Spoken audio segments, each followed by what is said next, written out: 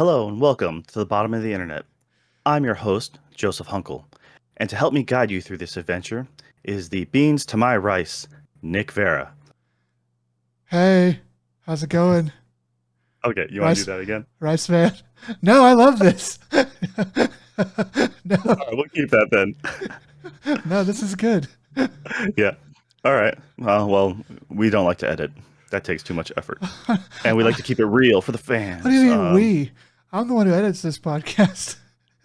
Yeah, you mean edit yourself out? I saw the Well, last that cast. I don't know what you're talking about because whatever you're talking about didn't happen, and we agreed on that. Everyone agreed on that. It was the rule of the internet. Yep. Maybe Sorry, I broke that rule. maybe we can start this over. I don't know. What do you think? All right, let's just fucking go with it. Oh, okay, fine, fine. If you really want to edit it or really want to start over, that's fine, man. Uh, No, Eventually, it'll come around again and be funny. it'll be funny. I have faith. I have faith. All right, All right, Joe, keep going. all right, man. So uh, here we are, another Dead Pixel, a podcast to help inform you about current and old games. We like to also talk about movies and TV, and we'll occasionally bring out some news, probably a little older. We come around every other week, and we'll hopefully get some midweek content in between. Right now, this is episode 2. Today is, well, posting day would be October 9th. We are recording the night before.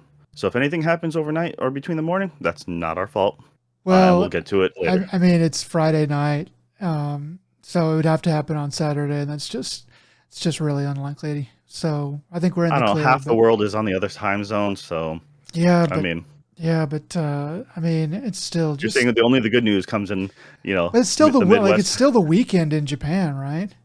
I mean, it's like they're like a day ahead, so it'll just be like Sunday, right? Yep. When this So posts, we're it'll more be or less Sunday. okay. Yeah, more or All less. right. All right. And uh, pretty much we're just here to have a good time and hopefully take you for this ride here. And you'll see that we have no clue what we're doing, but we enjoy this. I mean, it's fine. It's fine. It's gonna go up in flames. You just enjoy the decline. Enjoy the decline, everybody. All right. Well, I guess I'll kick this off with the fact that lately I've gone ahead and watched a terrible, terrible show. Why would I watch it? Well, because I watched the first 2 seasons and I just kicked myself into the third season of Kuroko No Basket or Kuro Basket. It's on Netflix. It's an anime about basketball. Season 1 was pretty good. About some new freshmen going into a high school team, and a kid who is very good about passing, but he also has almost no presence, and so most people forget he's there. And Is yeah, it sounds silly and ridiculous. so like is that the Uh, main character or the guy that has no yeah, presence? the guy who, well, it's two main characters. It revolves around him. He's Kuro, and he's the blue-haired guy that you're seeing on screen right now. And Oh, okay.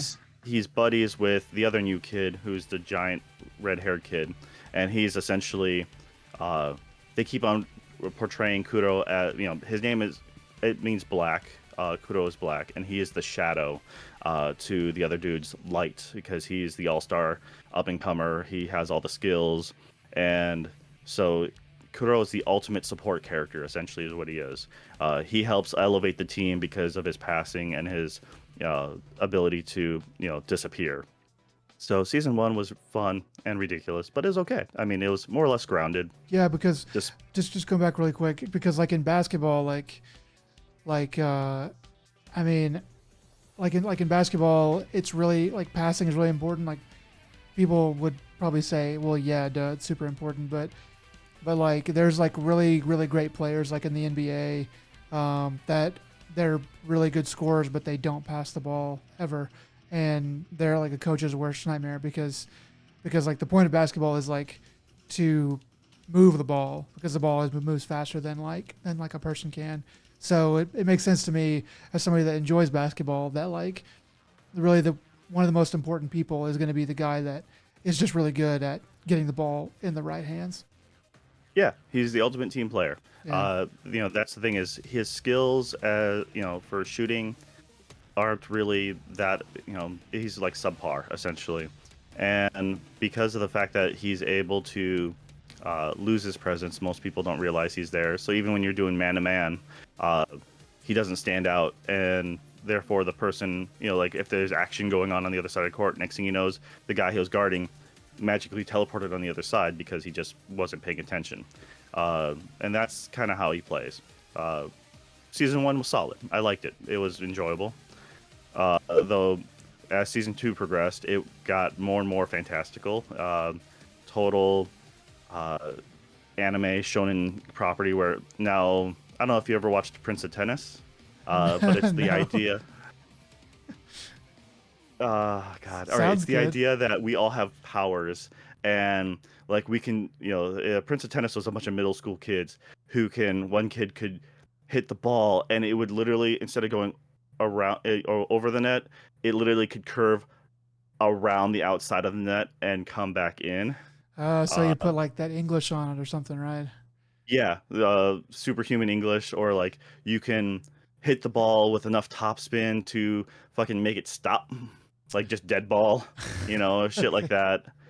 So it's a basketball version of that where all of a sudden they all have superpowers. I mean, they kept on talking about that. There's a middle school team who were the generation of miracles, as they nickname them, because each kid is essentially an NBA player on themselves, and that's Kuro was the like phantom sixth player because no one remembers him, but all the other kids got the press and the media, and but they all became very self-centered, and that's why Kuro leaves they all go to different high schools, and he wants to find a team that embodies team play. So it's while everyone else was just focused on themselves, and which makes sense because he's a support character. There's not much good you can do by yourself if you have no one to support, Yeah. and that's why his foil, the redhead kid, he's the one who he sees him as a shining beacon, and so he's like, yeah, they are the duo. So So like season 2, you said it got more fantastical, but you're telling me that like season 3, uh, it season it 3, holy shit. just like devolves into something terrible. Like what happened? Oh, dude, season 3 is, you're talking about every kid has, every star player of each team has their super fucking power where it doesn't matter. Yeah, you're seeing it right now, but there was a kid who just, no matter where he is from a long distance, he can make that 3-point shot with flawlessly every time. There's a dude who his whole ability is just to watch the player and he can just instantly mimic them. So like, oh, you got good moves. You have a really good dribble skills, and you were able to juke past me. Well, you did it one time, but now I've literally what was it, Sharingan, Naruto. It's just like I've copied your skill and now it's mine. Wahaha, it's to that extent. Yeah. And it's like it's you're in the zone, which means like you have your sight and senses of all heightened to like 11, and normally your area of field is only like a meter from your body, but now I can reach out to like 2 meters and shit, and so anyone who gets in my area, no matter where they are, I can get to that ball. It's like, not only did I make the shot, but oh, you stopped it, well, guess what, I'm already at the net and I'm getting the rebound. Wow. Yeah. So it just kind of lost all of its logic. It did. It would make more sense if these kids had superpowers, just straight up, or like if it was some sort of like ninja academy or something, because at least that way it would explain why all these kids are, you know, I don't know. It is very much. It didn't seem like that way in the beginning, and that's why I really liked the first season. Second season, like I said, it just, you can see it going to that direction, and it's a little disappointing. And like, okay, give season 3 a shot. And the only reason why I kept on watching season 3 is because, yeah, it was one of those things that my wife doesn't watch it, and when if I'm with my son and he's taking a nap on me or something like that, well, I'm like, I'm just gonna watch something in the background and not really care, and that's exactly what it was. It was very much a background show. So like this uh show, like How old is this show? And did all three seasons come out like consecutively, or was there like a break in between them? They came out relatively consecutive, if I remember correctly, in Japan. This is, I want to say, maybe 3 years old. I know Kuro Basket came out. It was popular in Japan at least 4 years ago, so Okay. that would have at least been season one. Um, and I only heard about it. It was that one and a volleyball one that was really popular at the time, and I can't think of the name off the top of my head. And that was the volleyball one was okay. It was, small kid, essentially small kid on a team that used to be really powerful, and everyone's like, no, you can't play. You're too small, and he then proves to everyone that he can jump really high, so therefore he's a competitive player. And oh, gosh, I can't. I'll think of the episode like randomly later, and I'll say it out loud. Okay. So, Just scream it out. just in the middle of whatever you're talking about, I'll just interrupt you dead speech, and be like, "It was this." It's Um, it's just called volleyball. yeah, right. No, the volleyball one was all right, and that was more or less grounded. But it Okay. was a couple. There was a couple of shows out there that was like, "You're too short for the sport," and they're like, "Well, I want to try really hard," and then they're like, "Okay." So. I mean, that's like podcasting. You just try hard and you become Joe Rogan, right? Yeah, that's how he became famous. Through podcasting, not through anything It's the else. only way he did it. Everything else, his acting career, his comedy career, his UFC, all that, he's just started podcasting in his basement one day when he Yep. was 12. Uh, So yeah, no, but the show was a very big disappointment in my eyes. that sucks, man. It was, I they drew out the last, they made they made the captain of the team, Generation of Miracles, their old middle school team, to be this. He's a shorter player as well, but he can just look at you and like make you feel oppressed, and just by looking at you he can pretty much make you think he's charging you, and then he's not, but then it puts you off balance and you fall on your ass. So ankle breaker is what they end up calling it, Yeah, because I think that, that's a common the thing. term Yeah. breaking ankles when someone you get them to fall down. So it was ridiculously dumb, and not in a Well, good way. that's too I was bad. super disappointed. Yeah. It's like they could have leaned into. I mean, if they wanted to, they really could have leaned into like we're gonna make this silly and magical. And if they were aware of it, they could have made that funny and interesting at least. But instead, it sounds like they just kind of went that way without ever having a real plan. Yeah, Yeah. and the other one was Haikyuu, that volleyball anime. Oh, IQ. Uh, Okay. Haikyuu is an alright watch. If you're going for a sports anime, that one is alright as far as those go. That was also equally super popular during the same time as Kuro Basket, but I don't know. I'd rather go with a Slam Dunk. It's really old, but if you're gonna go with basketball anime, that one was pretty solid. Yeah, I mean, It Slam had the Dunk is like legendary. I mean, the manga especially, but the show is even like one of the one of the top. It's usually in the top 10 lists of people's anime of all time. Yeah, I dislike the main character quite a bit. I don't remember how he evolves. I've gone through the series at least once, maybe twice.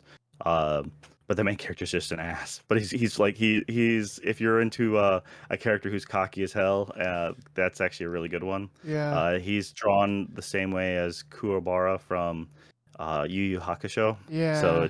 he has this pompadour, like perm hair going on. I think It's pretty good. there's some similar artists or something like that. Like they share an artist or some drafts person. I don't know, but I wouldn't yeah, be surprised if it was the same. But at least that character design, it's very much of the '80s, yeah. for sure. But no, it was, yeah, slam dunk. Totally go with that one instead of Kuro Basket. But this one's on Netflix, so if you just need something in the background, prefer to try to watch something else. Do we just watch That's something generally where I else? sit on it. Less than average. Season one was okay, but honestly, I wasted my time. So please don't waste yours. PSA of the day. Uh, So what do you give it? Like a 7 out of 10? I'd probably give it like a 5. A 5. Uh, Okay, okay. So it's got some. So it's got some good points. It's just, I guess I that first season season was all one was right. season one was really the good point. And if you are up for something ridiculous and fantastical, if you do like the Prince of Tennis, though I think Prince of Tennis at least had more likable people in it just overall. Yeah. I like Prince of Tennis was stupid, but you knew that from episode 1. You really did. Yeah. So yeah, like I said, it wouldn't be necessarily. I wouldn't tell you to like you can't watch it or don't just seriously just don't. No, it's fine. It's just honestly, if you can find something better, I would. But I won't adamantly be like no, you shouldn't watch it. It's um yeah, it's that. All And right. then I guess on Netflix, the only other thing I really got around to trying to watch was that the one thing everyone's talking about, which is Squid Game. And the moment I saw this, first thing I thought was it reminds me of Alice in Borderland Yeah. and that Japanese one that came out a few like within the last year. Uh, and that wasn't like that was okay, but it felt like another one of these not quite battle royale, but it's there's a lot of different manga and like Dead Man Wonderland and stuff like that from manga, just where normal people taken into situations where they do some sort of combat or some sort of game and stuff like that. And so I only gave like not even a half an episode a shot, but not because I didn't want to. It's just my son was like, "No, dude, time to go to bed," and I'm like, "Okay, I'll pause this episode and I'll come back to it later." And I just haven't gotten back to it. Okay. So Yeah. So yeah. I also watched this. Not all of it yet. I'm only in the middle of episode 3. So I guess going to Alice in Borderland. I watched that earlier this year, and I thought that was really good. I really enjoyed that. Um, I thought, I mean, it's a story that's kind of been told a lot in manga and anime, those kind of things. So it's not really new to us, but it was really interesting to see it played out in like on a high budget live action thing. And kind of the same with this. Like whenever I saw this, I was like, yeah, I like Alice in Borderland. This is a little bit different. Has a different kind of conceit. You're right though. It is similar to what's kind of already been done. But in defense of it, and I've only watched the first 2.5 episodes, but in defense of it, it is really well done. Like it's well written. It's pretty well acted. It's well paced. They've spent real money on it, and it's a competent show as far as I've seen. I mean, maybe it goes off the wires or goes off the rails, but the way everyone's talking about it, it sounds like it probably holds true pretty well all the way to the end. At least at the end of this first season. Did you get to the part where they play? Spoilers, guys. Spoilers. But did you get to the part in the three, first? 2, 1. Okay, go for it. Okay, you've had your time. Did you get to the part in the first episode where they actually play red light, green light? No, I actually didn't make it that far. Okay. So I mean, the last thing I actually remember, let's see, he won the horse. He did the horse racing, proving that, and then he ended up losing the money. Got beat up in the bathroom, and the debt collector, who's gonna stab him in his nose, then That has did the not guy look pull out a pleasant. bowl, and that means that dude who has to carry a bowl with him wherever he goes. Yeah. Because like that's a bit, he's just like, yeah, eventually my boss is gonna want me to pull out this bowl. So when he does this thing, I'm gonna have like, here's my bowl. Oh, yeah. That was pretty rough. Yeah, So that's about it. so like, yeah, the opening of that first episode, I was like, dang, like this is kind of slow. I mean, it was good, and I knew what they were doing, but I was like, this is kind of slow. And then when they finally opened it up, and did the thing they're gonna do, um, it did it did pay off pretty well. There was some kind of surprises, in whenever they start playing the game, even in that first game. And then the second episode, they kind of do sort of the thing in reverse. The second episode is very subdued. And then the third, they're getting like, I don't know, it just feels way more thought out. Like they're not in a rush to get you to like the games section. They're like, what if this was real, and like how would it work? And even like everything that's fantastical about it is silly and couldn't actually happen, but they at least go out of their way to try to explain, like, because he goes to the police like in the second episode, and they're just like, you're crazy, dude. But like stuff happens from that leads to more interesting things that are going on. So it's like it's good to me. Like I'm gonna keep watching it. I'm probably gonna finish it this week. I'll probably report back next time we do a podcast. But I think it's well done. I think it's all right. But I can kind of also, but I definitely also see, like, if you're experienced with manga and anime, this story has been told before. Yeah, it's a little different than some of the ones that I'm used to. For example, like Darwin's Game, I think it was called. That was an anime and manga, and that one is it, these games. A lot of those games are, the battle royale esque, where everyone's out for themselves, or their own team, upon themselves, but sometimes they'll ally together. While this one, at least has it as a group, more of a group mentality, group play, which is it actually reminds me a lot of a different manga and anime called Kaiji, and it's very much, all about people in debt, people gambling, and essentially, if you win big, but if you lose literally your life, or everything. And they do all sorts of different games. Some of them are like things like, you'll be doing a high stake for your life, kind of poker or blackjack kind of deal. Or guess what? You're going to do you're doing the Takeshi's Castle, like crazy high rise. You're on a construction site running across steel beams trying to make it to the other side. And if you fall, you literally fall to your death. Kind of obstacle courses. So it's a little bit all over the place when it comes to that. But that actually is the closest thing when I saw this. It's like, oh, dude, that totally also seems like that. But most people, Kaiji's not really that well known, and they also made a new anime that was a spin-off called like something like Middle Management, and essentially it's more of a comedy. It's based off the psycho boss who runs the show. Well, it's the guy just underneath him who has to make everything work.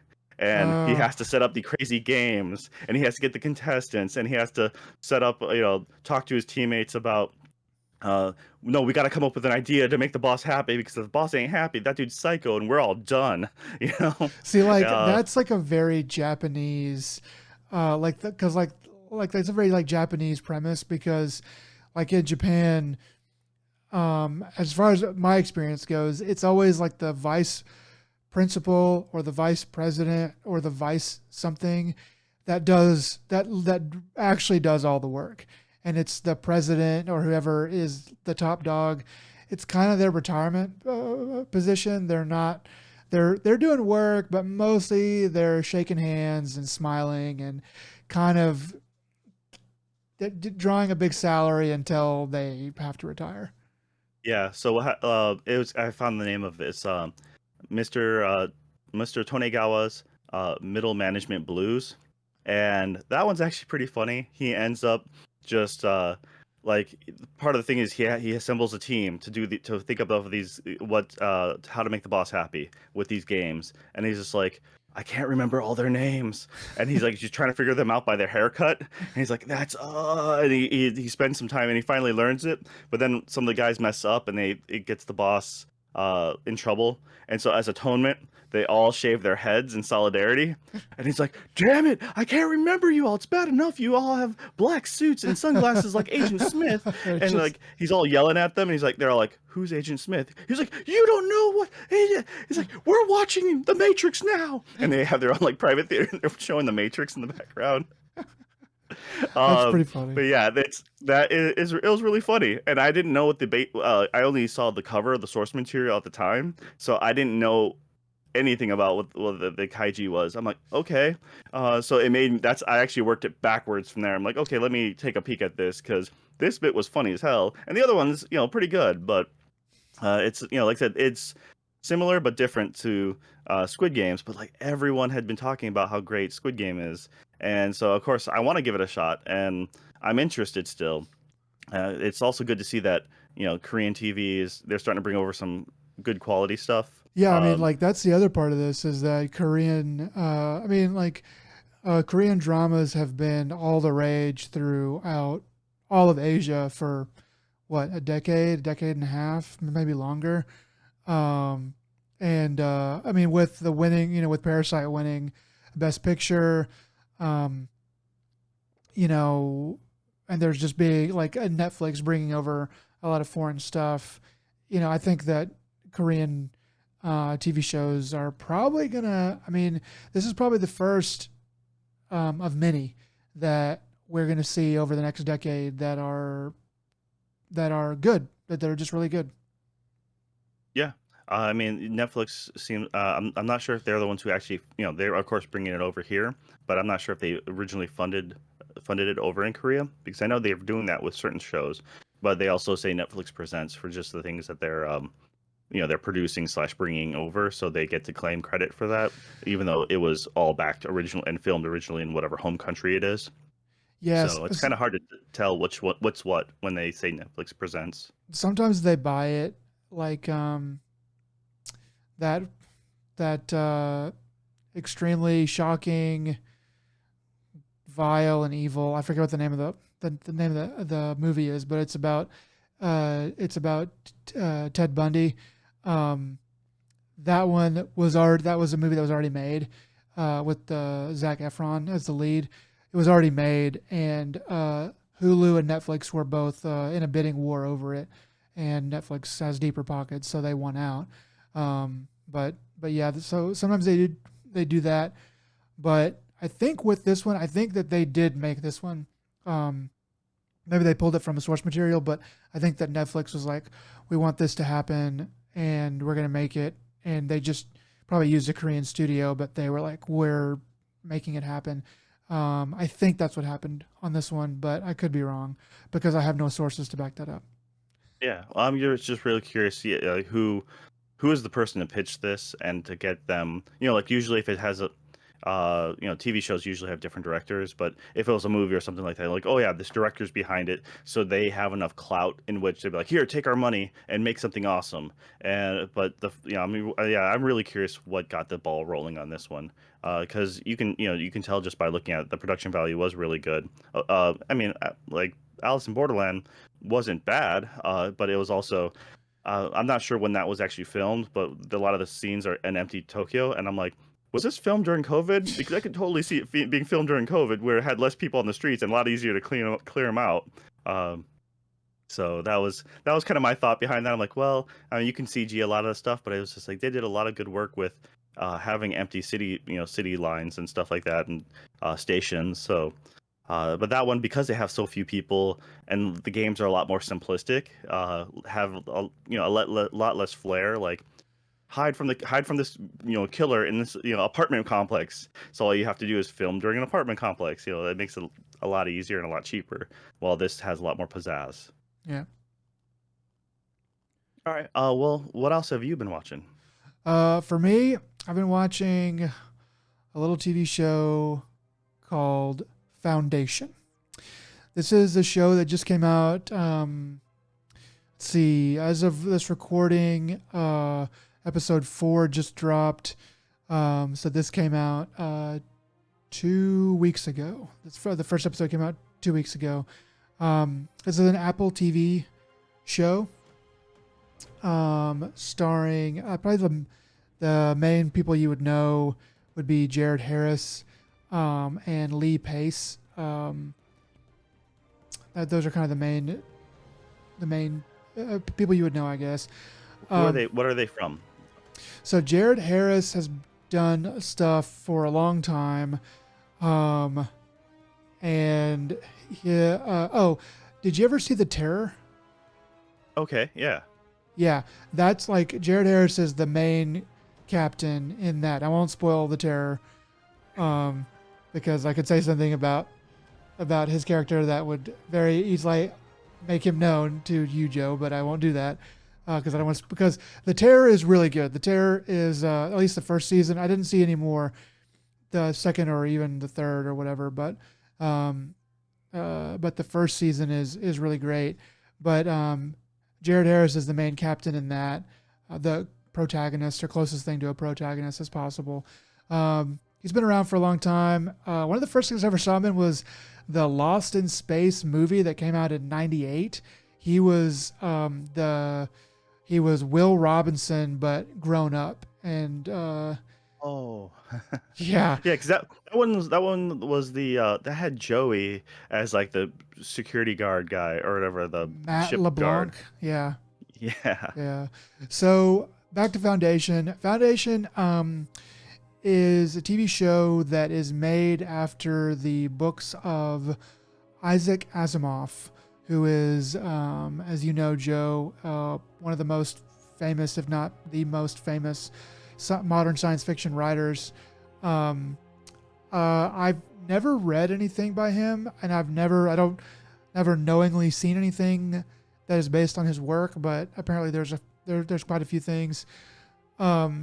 So this is supposed to be made after his main works, I guess. This show is good. When it first came on, the first probably 20 or 30 minutes of the first episode, I was like, okay, this is just a standard sci-fi show. But one thing I did notice early on was that the backgrounds and environments were great. Like, they're just beautiful. Like, a lot of it's CG, but it's really good CG. And it's like very detailed and intricate in a lot of places. And there's a lot of thought that's been given to the environments that they're in and every room that they're in. It's pretty cool. Kind of the synopsis of this show, or at least the premise of the show that you find out in the first probably 20 minutes, is that there is this girl who lives on one of the outer worlds. I should also say that everything in the show does not take place near Earth at all. Like, it's and it's like basically like another part of the galaxy or whatever. So these are humans and also some aliens, but it's not about Earth. But anyway, it's about this girl who figures out this math problem, and then she gets invited back to the capital world, which always, I can't think of the name of this. I can never remember the name of this place, but she gets invited back to the main home world, to meet with the like lead mathematician who's like paving the way for like all this amazing science and stuff like that. And he gets her there in a room with it's just him and her and his like apprentice. And he's like, okay, so they're going to arrest me tomorrow. And she's like, what? And he's like, yeah, they wanted me to bring you here because you're the only other one who understands this kind of math, and they want us all in the same place. And she's like, why? And he's like, well, because my mathematical formulas are showing that this empire is going to fall no matter what we do. And they don't like that. So basically, like, heresy, essentially, is what he's being accused of. So that's like the premise. And then they kind of fast track some stuff in the first episode to like get it going. But then in the second episode and third and even in the fourth, they slow things down a lot and really start to give you more of the characters and stuff like that. But probably the coolest thing about this show is the Emperor, or rather the Emperors. So the emperor in this show is a clone.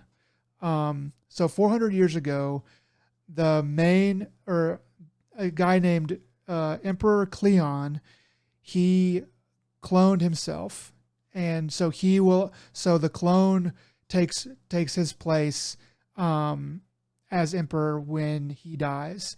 But the way they do it is they call him Brother Dawn, Brother Day, and Brother Dusk. And Brother Dawn is always the youngest. Brother Day, so Brother Dawn is like, I mean, he's born, he grows, but he ends up being like 15 before Brother Dusk is put out to pasture, essentially. But so Brother Dawn in the first couple episodes is like 12, 13. Brother Day is played by a guy named Lee Pace, and he's like the real emperor. So he's like about probably 30, like 35 or so, and he's the one that makes all the decisions. He's like the real emperor. And then Brother Dusk is a guy that is like in his probably 60s, and he's there kind of to be an advisory role.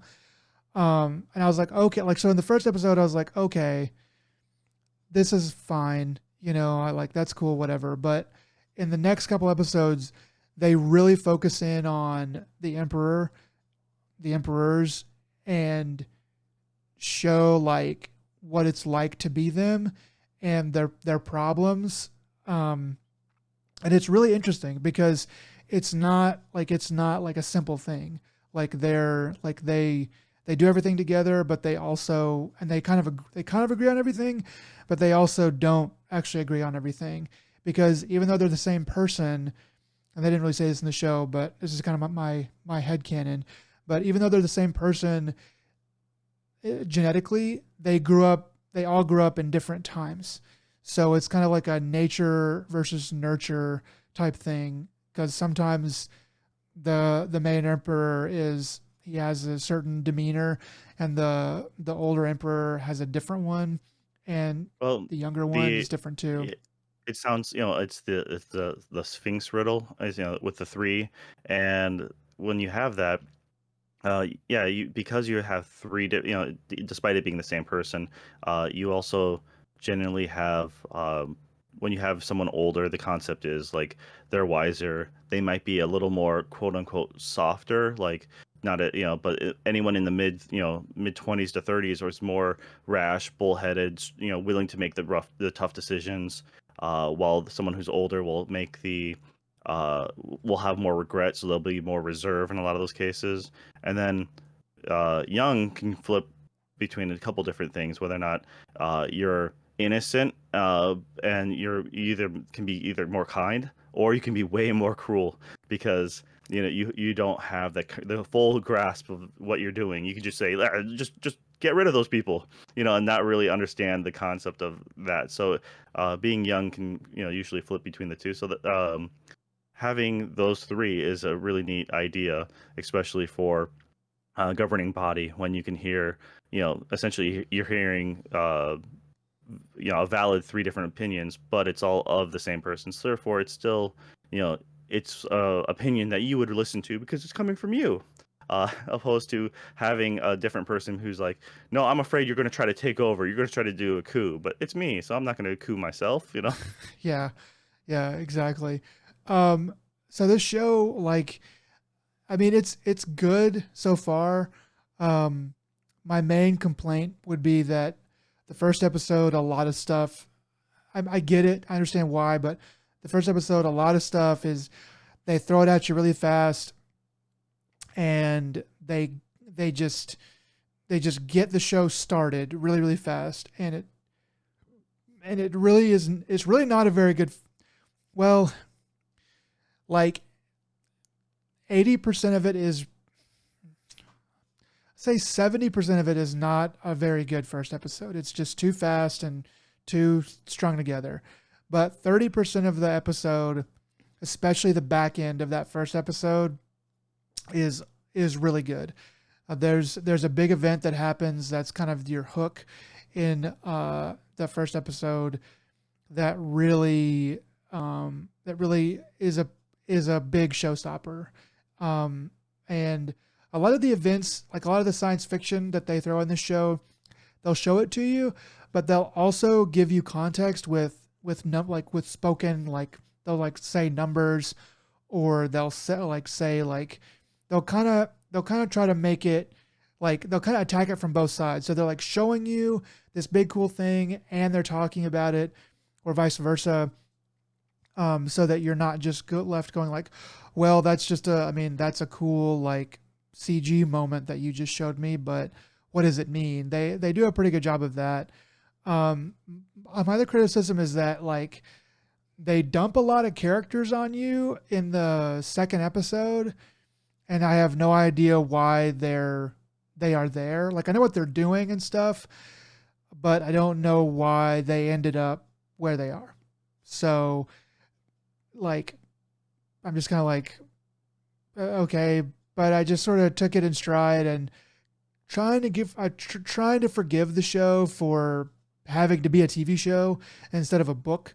But like this has like really good, interesting sci-fi that I haven't seen before. I'm sure it's popped up in other stuff. You know, I know like as Asimov stuff, but like I'm sure other authors and people have used some of the same sci-fi ideas, but a lot of them are fairly unique. And especially like the Emperor thing is just really cool because of the stories that you can kind of tell with it. Anyway, it's a good show. I was actually right in the middle of episode 4 whenever I had to take a break to do the podcast. But I'm looking forward to watching the rest of it. It's pretty good. I recommend it. So you weren't sure about what else his stuff has been in film or TV, and the two that you'd recognize, one probably for sure. The one less likely is the older movie Bicentennial Man. You're talking about Jared Harris? No, Asimov. His Oh stuff. yeah, okay. Because Harris was in Mad Men, if I remember correctly. He was in that one for a while. He was. He's in a bunch of stuff actually. He was in was it Fringe? I think it was the TV show for a bit. He might have been. I don't. But no. Anyways, Asimov stuff. Bicentennial Man. That was based. I don't know if it was a full. I think it was. Yeah. It's like. I'm not sure how. I'm pretty sure that is based off of that, with Robin Williams being a machine that becomes sentient and classifies his life and so forth. Then there's I, Robot. That was okay. Yeah, the great Will Smith movie. See, I've never actually seen iRobot all the way through. Whenever it came out, I think I was a teenager, and I was like, that's kind of, it just didn't look that great, but I've actually heard it's actually really good. I remember not really liking it so much at the time, but it's one of those things that I didn't hate it. So yeah. I think it was just me getting tired of Will Smith. It was the like a lot of actors who become really popular. Eventually, you're like, it's really hard for them to sustain that level. And then he kind of faded, but then he kind of came back. So that's kind of what I think of him in that scenario. Is just like he was kind of, in my mind at least, maybe he's kind of on his way out. So yeah, he was sort of struggling probably in those years. He hadn't done like 7 Pounds and I Am Legend and stuff yet, which maybe you like or maybe you don't, or A Pursuit of Happiness. I don't think he'd done that yet. So. Yeah, The Pursuit of Happiness. 7 Pounds I didn't watch. And the I Am Legend, I'm like, that's just Omega Man, and that's an awesome movie, and I liked I Am Legend. I mean, both of them are great as what they were. I'm like, so. What was the last one you mentioned? Pursuit of Happiness. Yeah. Which one's that? It's where he plays a guy that's trying to become a stockbroker or something like that, but he has a kid and he's really, really poor, but he's a genius, and he just wants someone to give him a chance. No, I guess I didn't watch that one either. I guess any serious roles, I just didn't take them. Didn't really watch them at the time. It's actually really good. Like it's really good because it just, I mean, it's just kind of a like if you like a story about somebody that kind of overcomes insane obstacles, and it's based on a true story too. It also has a really great one liner where he's like late for an interview and he comes in and he's just wearing a wife beater and jeans, and he's like he's late, and then he's like, sir, like if you just give me just give me a chance. And they pause for a second, and the guy goes, what would you say if I hired a guy with no shirt on? And then Will Smith goes, he must have had on really nice pants. And they all like all of the like I mean he does it better than I can obviously, but like all of the guys who are in the room, they just crack up laughing, and they're like, okay, we'll give you one chance. It's and that like that's probably the coolest part of that movie, honestly. But it's good. It's good. But yeah, like about Foundation, like Asimov. This is probably the last thing I'll say. Asimov. There's some interesting stuff in here. Asimov wrote these books in the 40s, so between 42 and 49, and so not even 1950. It was like published in like 51, the first of the Foundation books. And there's some things in these books that it's like, wow, he totally called a big world event. Um, in his book, obviously it's like sci-fi'd up and like all kind of like different and stuff, but there's some stuff that he totally calls, and it's pretty cool. Anyway, seems like it's going to be a good show. Oh, you got me excited. I unfortunately don't have Apple TV, so I'll have to wait until it gets available to something else or borrow a friend's. I So might let you borrow mine. My mom's already borrowing it, and the trick about it is that since Apple TV is what they are, they don't have profiles. So so like if I watch something, then it already shows as watched whenever my mom watches it. So she has to like be careful and make sure to like rewind it. So stupid in this day and age that you have to Oh do yeah. that. So Okay, it I didn't doesn't think come about in that. I at was just the like, just remember what episode you're on. No, no. If you cut it at the credits or something like that, yeah, that's yeah, it could, and if it backs up 30 seconds and you see like the very last thing happen, then you can ruin the whole episode. So yeah, I don't like it. It would just you just have to coordinate and just whenever you if I let you borrow it, just whenever you watch something, just say, hey, I watched this, so I know. Okay, I'll make sure to be careful and rewind it. But find yeah, out when your mother's about to watch, and then before that, go to as many of the dirty, naughty things I can, and quick favorite them, and what have just play like half of it, and that way it stays on the most recent. Or do you want to continue this and be like, Nick, what are you watching? Joe, I'm not gonna let you borrow it now. Like I don't know why you did that. Whatever, What? I'm man. just telling you what could be if it was in the wrong What hands. could happen? All If I right. was really going to do it, I would have just done it and just be like, oops. Anyway, that's all I got to say about Foundation. It's real good, and that's all All that right, I'm really anything watching this else? week. No, that's all I'm really watching. I'm watching Squid Games, obviously. Mostly, I've been playing games, but I'm probably gonna. Yeah. Well, all right. Yeah. Speaking about that, I've actually got to do some playing this week or the last couple of weeks, which is rare for me. Um, Oh, what'd you play? yeah. So I finally got around to an older one. It's Super Hot. Super Hot 2. Well, technically 3. It's Super Hot Mind Control Delete, and it's the third one in the series. I'm not sure exactly how, if any of it makes story canon sense because it's all kind of meta.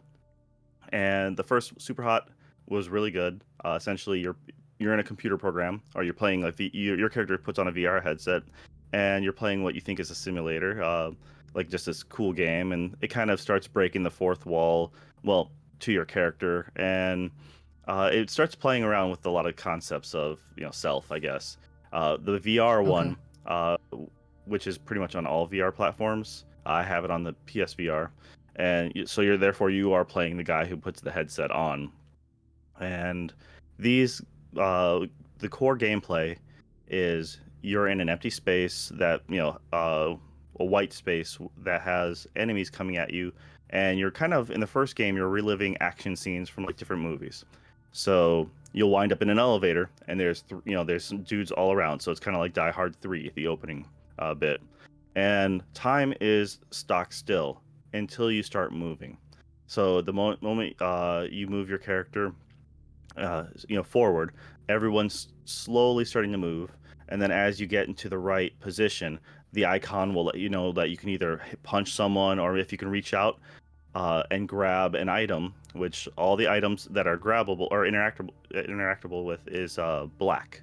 So all the backgrounds are white, Oh, and okay. your enemies are red. So these are the bad guys, and anything that's black you can grab, and you can throw it or use it if it's a knife, if it's a gun. So they will have weapons sometimes, or they'll just come at you with their fists. And yeah, you're reenacting all these scenes pretty much in slow motion. So as an enemy shoots at you, you can slowly see the bullet time, as it's coming bit by bit, and you can just kind of ballet around it, much like Neo. Yeah. And if you have a a sword, a katana, you can cut the bullet, or you can take an item like an ashtray and just throw it at it. And it's a very simple game. It almost becomes a puzzle in a lot of ways, because a lot of these scenarios you're like, okay, I'm stuck here. These guys are going to come up. What is the best way for me to get from point A, from here to here, while murdering these people? And when you finally get done with the entire level, you'll hear the words "super hot" and just repeating, just infinite of just super hot, super hot, super hot. And it becomes very addictive to hear, because you start chanting to yourself, like, yeah, because you feel badass when you complete something. And when you finish the level and you kill your last person, it rewinds it and then plays it like, as if you're watching something normally, and then turned it to like 3 times speed. So you're seeing all these things like, you dodge here, throw this, that, punch that guy, you grab the gun out of the air, shot him with his own gun, then threw that gun at someone else, grabbed their gun out of the air and shot them with it, stuff like that. Yeah. So the third game in the series adds, the first handful of levels was actually really simple, and I was kind of on the disappointed side, because I'm like, oh wow, it's like maybe I just played enough of these that I just know how it works, and it just there wasn't really much else. They gave you some extra mechanics. You now have a certain enemy that when you hit them and they die, they'll explode into bullets, so they just like shrapnel everywhere. So you just got to be careful you don't get caught in that blast. And they actually give you lives, like you get little hearts. Before, it's like if you got hit, you died, and you just restarted the bit over again. And now it's you're like, okay, I have actual heart, Zelda heart lives, and so like, all right, I can take damage a couple times, and that's not a big deal. So it really seemed kind of boring at first. Then they start layering a lot more skills and abilities, and they start amping up the difficulty.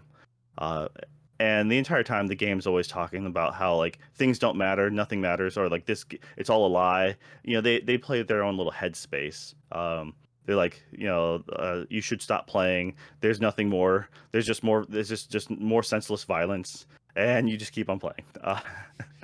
And it ends up being really fun, and they do increase the difficulty. What they did this time around is, instead of having a single level, and then moving to the next, you have like a block of levels. And so the kind of thought is you're going through data or like a code, and then you'll do a level, and it'll say like, bar. You finish that mission, then you continue to the next mission, and it'll say like Yakuza. And so it's like a Yakuza den.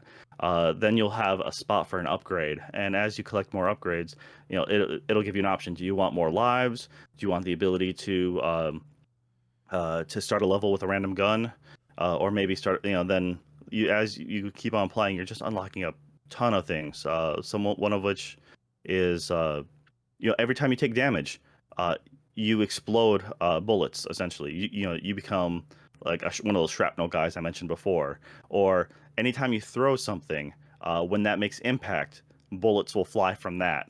Oh, okay. If you have the later, I just got the ability to, every time I do a headshot, uh, the bullet will then try to aim towards the nearest enemy.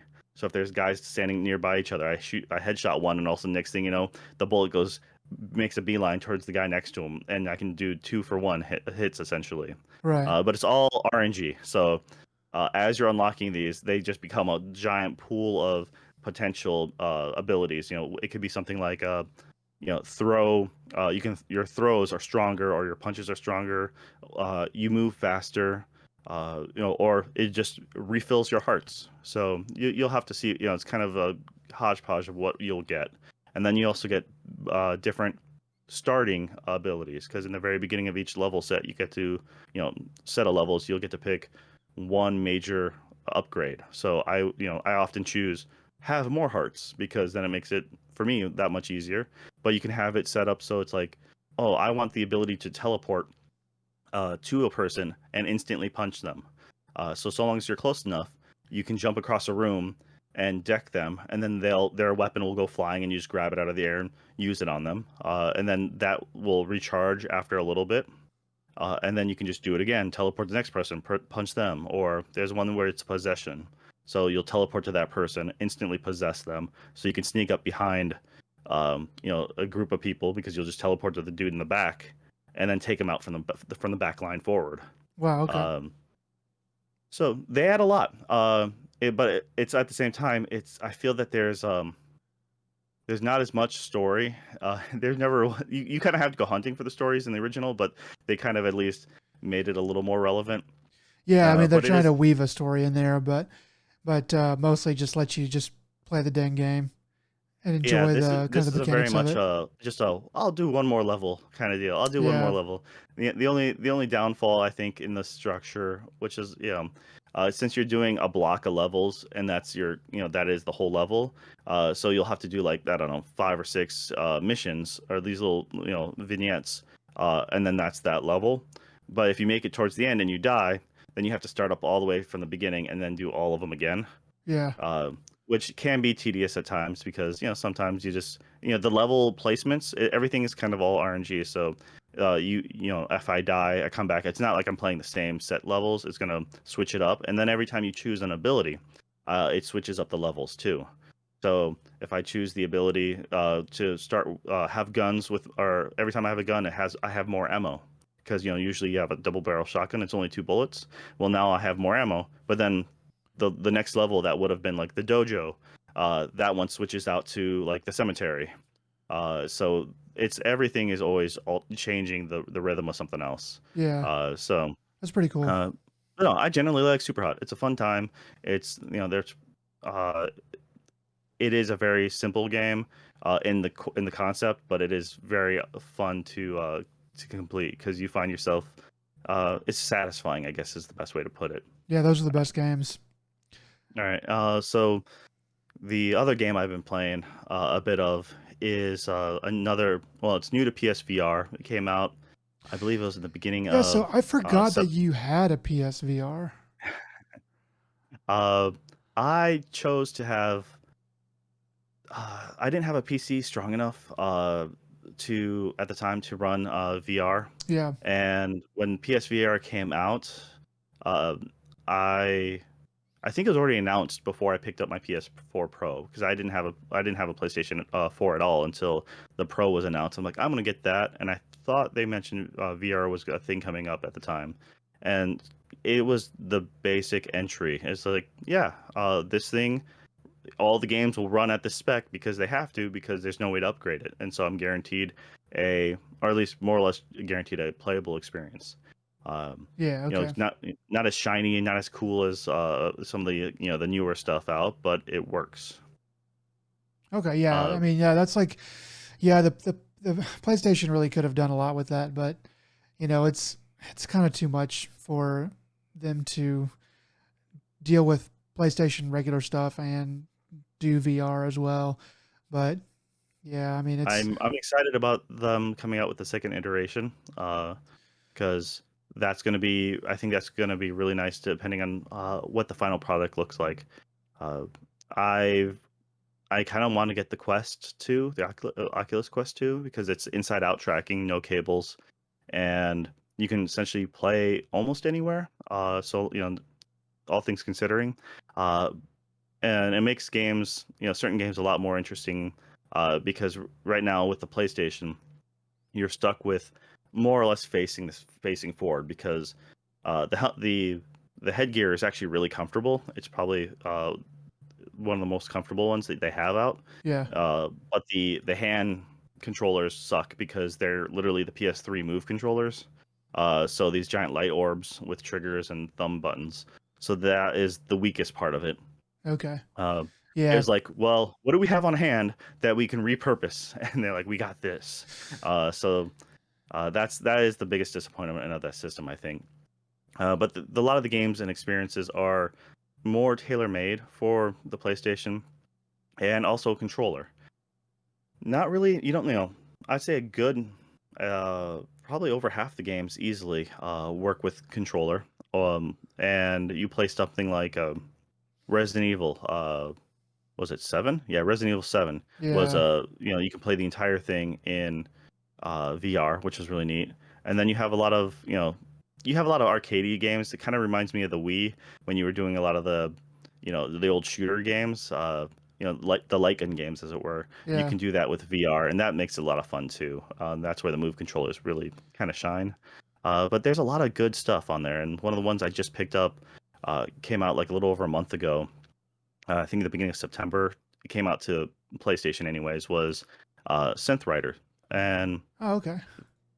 that one is a music rhythm game in the vein of Beat Saber, or like Pistol Whip, and so this one has a lot of uh, your controller. Essentially instead of Beat Saber having swords, this one you have two orbs around your fists. So you can think of them as either boxing gloves or pom poms, one of the two. Yeah. Whatever makes you feel more secure about yourself. Okay. Um, and the idea of is like these rhythm games is you hit the notes, and you got to get your timing right. You have your left hand, your right hand, and then you can, if you combine your hands together, they'll turn into a yellow color.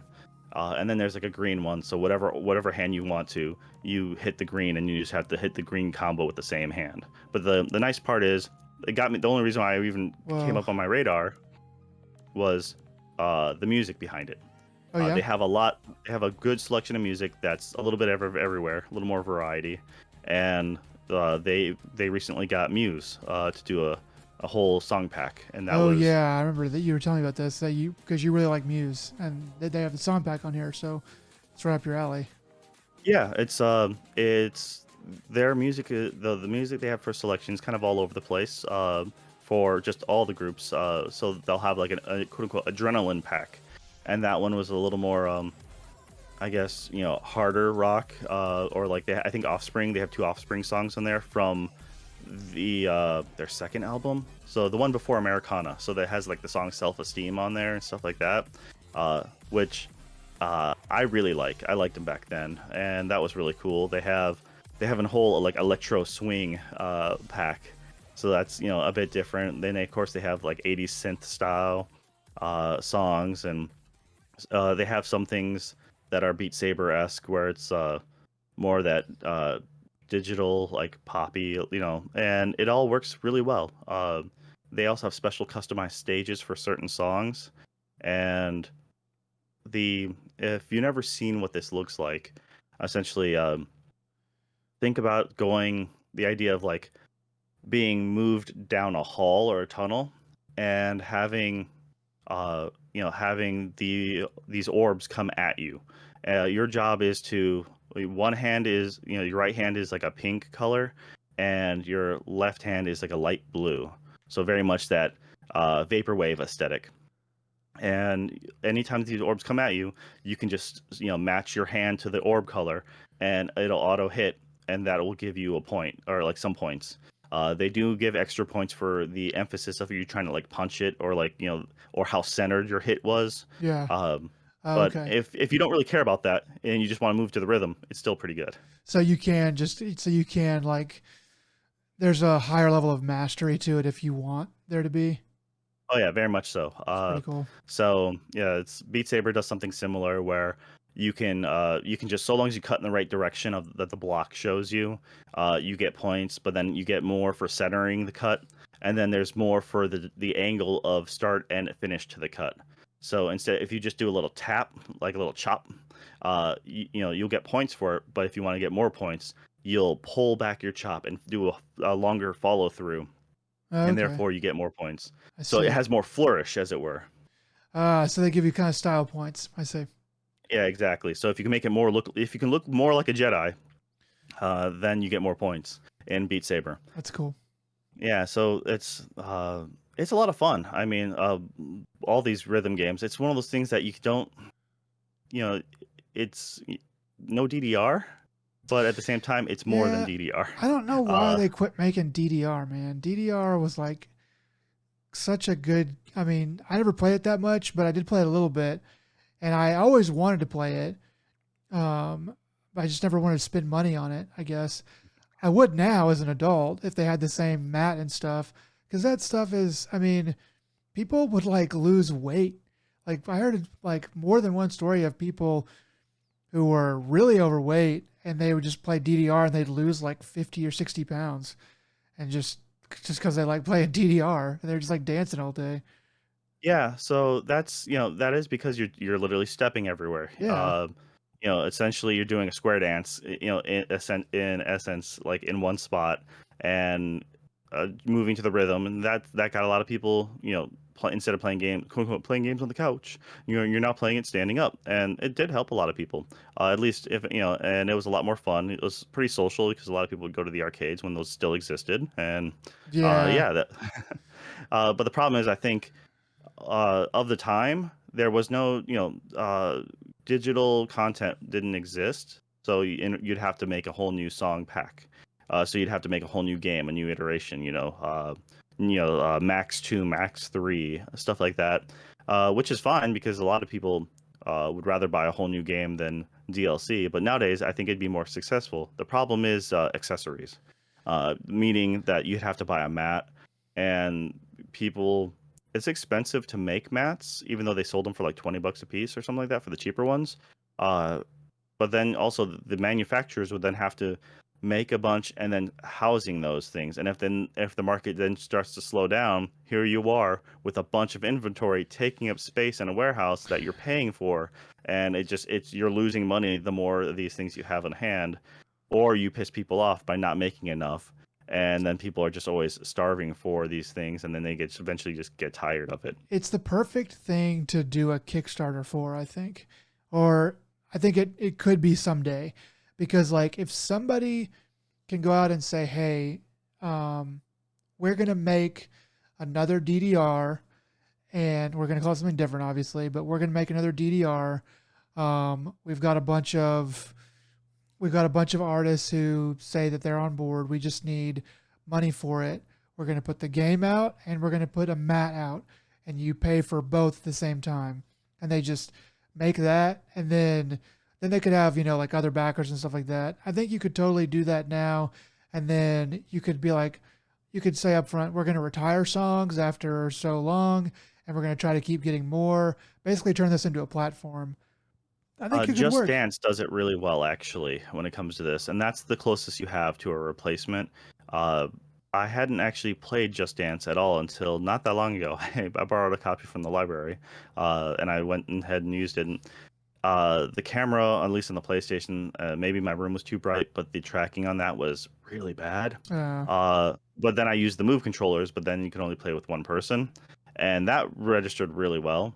Uh, but what they did is they actually have like a whole, you have whatever year version of the game, so 2000, 2001, or like no, I mean 2010, 2011, because it wasn't back in 2000, 2001.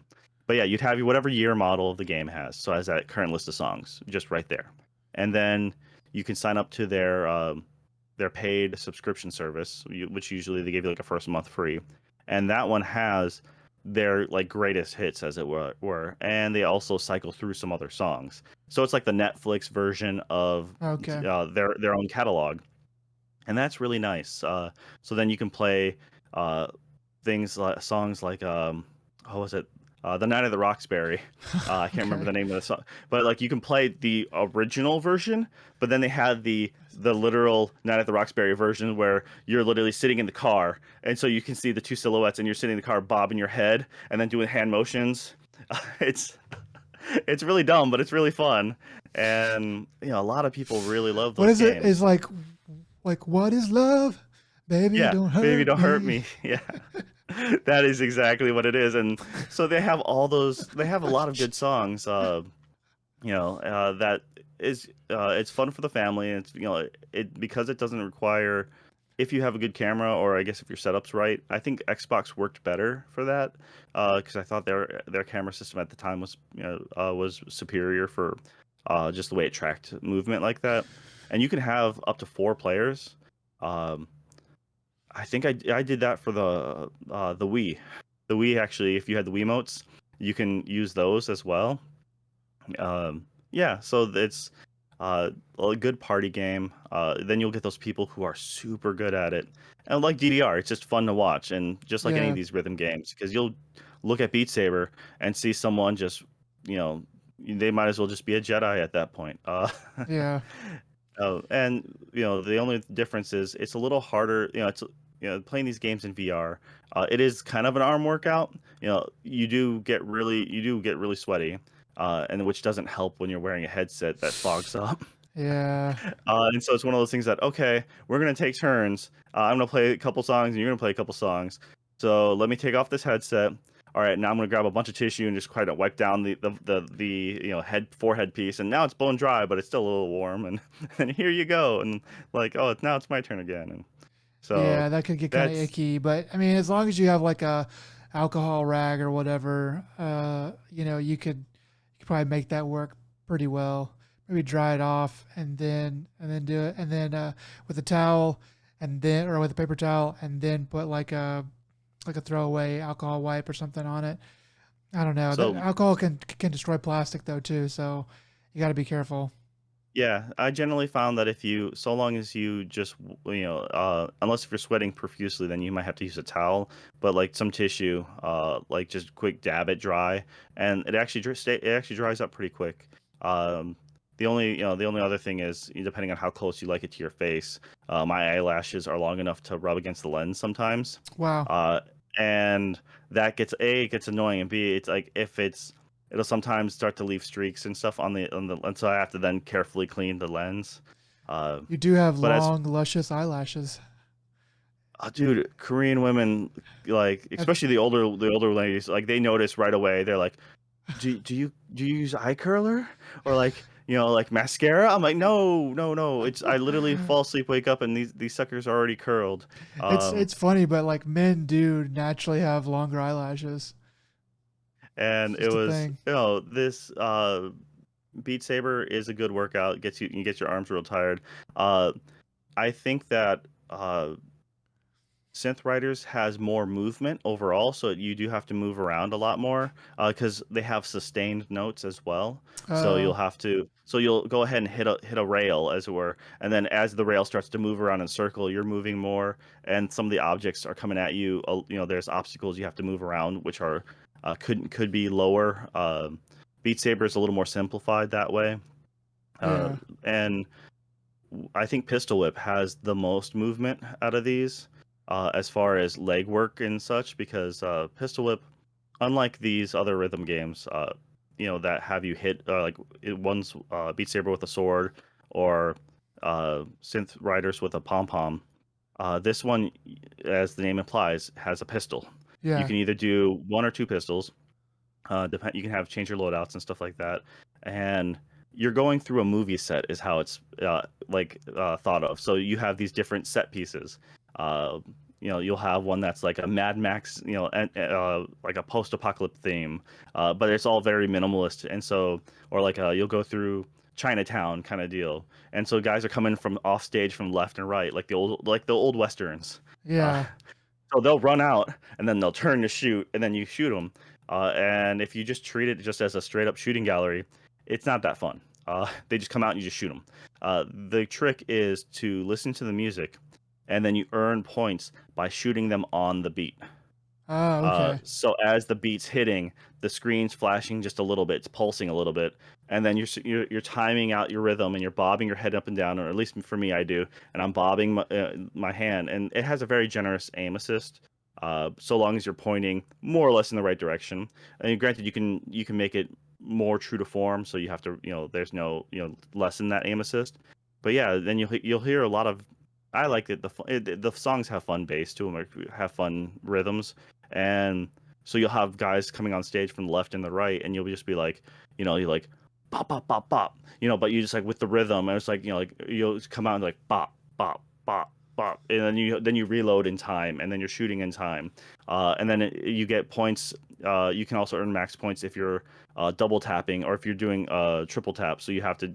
So a couple guys come out, and instead of going, you're for a while you're going bop bop bop, and then all of a sudden you're like bop bop bop, and you just. Oh, okay. But it's just very smooth, and that one requires you to do a lot more legwork than you ever think's necessary. What Yeah. happens is these your enemies shoot back, and you can see the bolts coming at you. And so what you do is then you have to start weaving left and right, and you're constantly moving because they're shooting. Their target is your head. That is just the way it's aimed. So therefore, you can always see the bolts coming at you. And what happens is, as they start populating, you're going to go to the far left, and then you're going to move to the far right, and you'll see the bullets, and you can actually hear them whiz by your ear. And then you'll start doing circular motions. So you're doing these squats as you're trying to bend down, and you're going all around. Then they also have obstacles to like pillars you have to go around, and lower things you have to squat underneath. It's the first time I went through, I played a couple songs, and then afterwards I'm like, oh shit, my legs are gonna be really sore the next day. It was almost sneaky. The only other game to really do that on VR to me was Super Hot VR, actually, Okay. because Super Hot VR, like, there's a lot of things on the ground, and because anytime you moved, it moved the game progression. So all of a sudden you see a bullet coming at you, so you just kind of, I'm gonna squat and aim, just lean slightly to the left, and then I'm gonna let time, you're gonna move your wrist to get time going. So kind of like Arsenio Hall, wrist motions, and then the bullet's going to come by you. Then I'm going to stand upright, and so everything's like slow motion yoga, but without proper form. Uh, That's kind of how Super Hot is. And then also, like, I remember that my legs hurt for like 2 days afterwards, just because I wasn't used to that kind of thing. Now it's no problem, but it was just like, yeah, dude, that sucked. yeah, So. man. Yeah, I could see how that would be the case. Yeah. No, but if you like rhythm games, and you want to cheap, these games are on all VR platforms.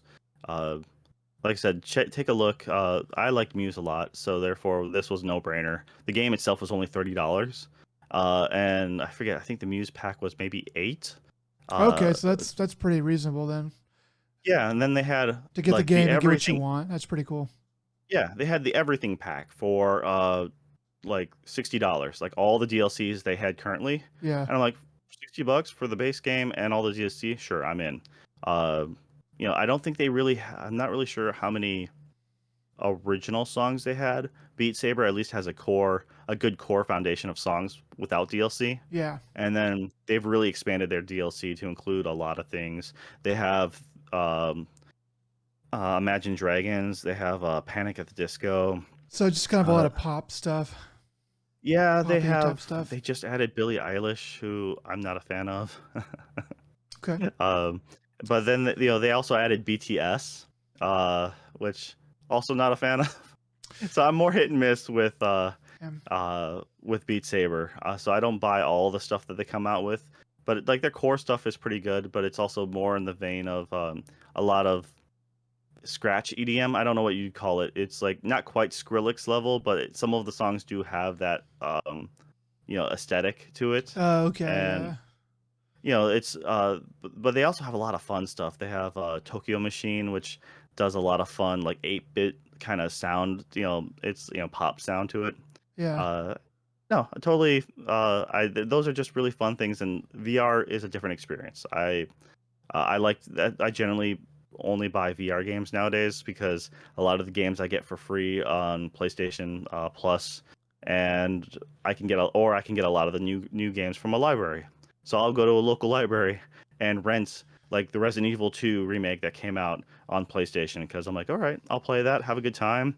I don't necessarily need to own it, at least not right now, at full price. I do a lot of, but the VR games I end up having more fun with. The only problem is it's just you have to have the space for it and a chunk of time, which, like I said, I happen to just have this recently, so I was like, yeah, that was awesome. Yeah, that's Uh, handy. Now, a game that I was able to squeeze out, the last game I really got to play was 12 minutes. I told you last time that I would go ahead and make sure to get time to do this, and I played all of 12 minutes. That was it took me maybe 4 to 5 hours.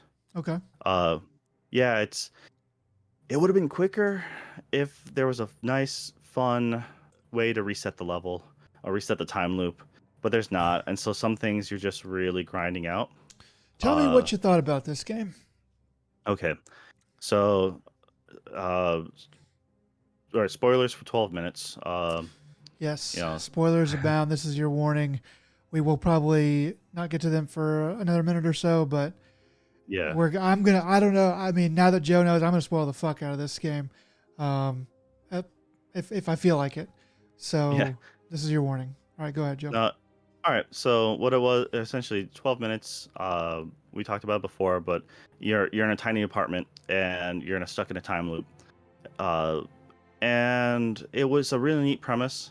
Uh, you know, uh, you're having dinner, having some cake, and you get a surprise that you're gonna be a dad, and then the cop comes in and knocks you out, and then the time loop starts again.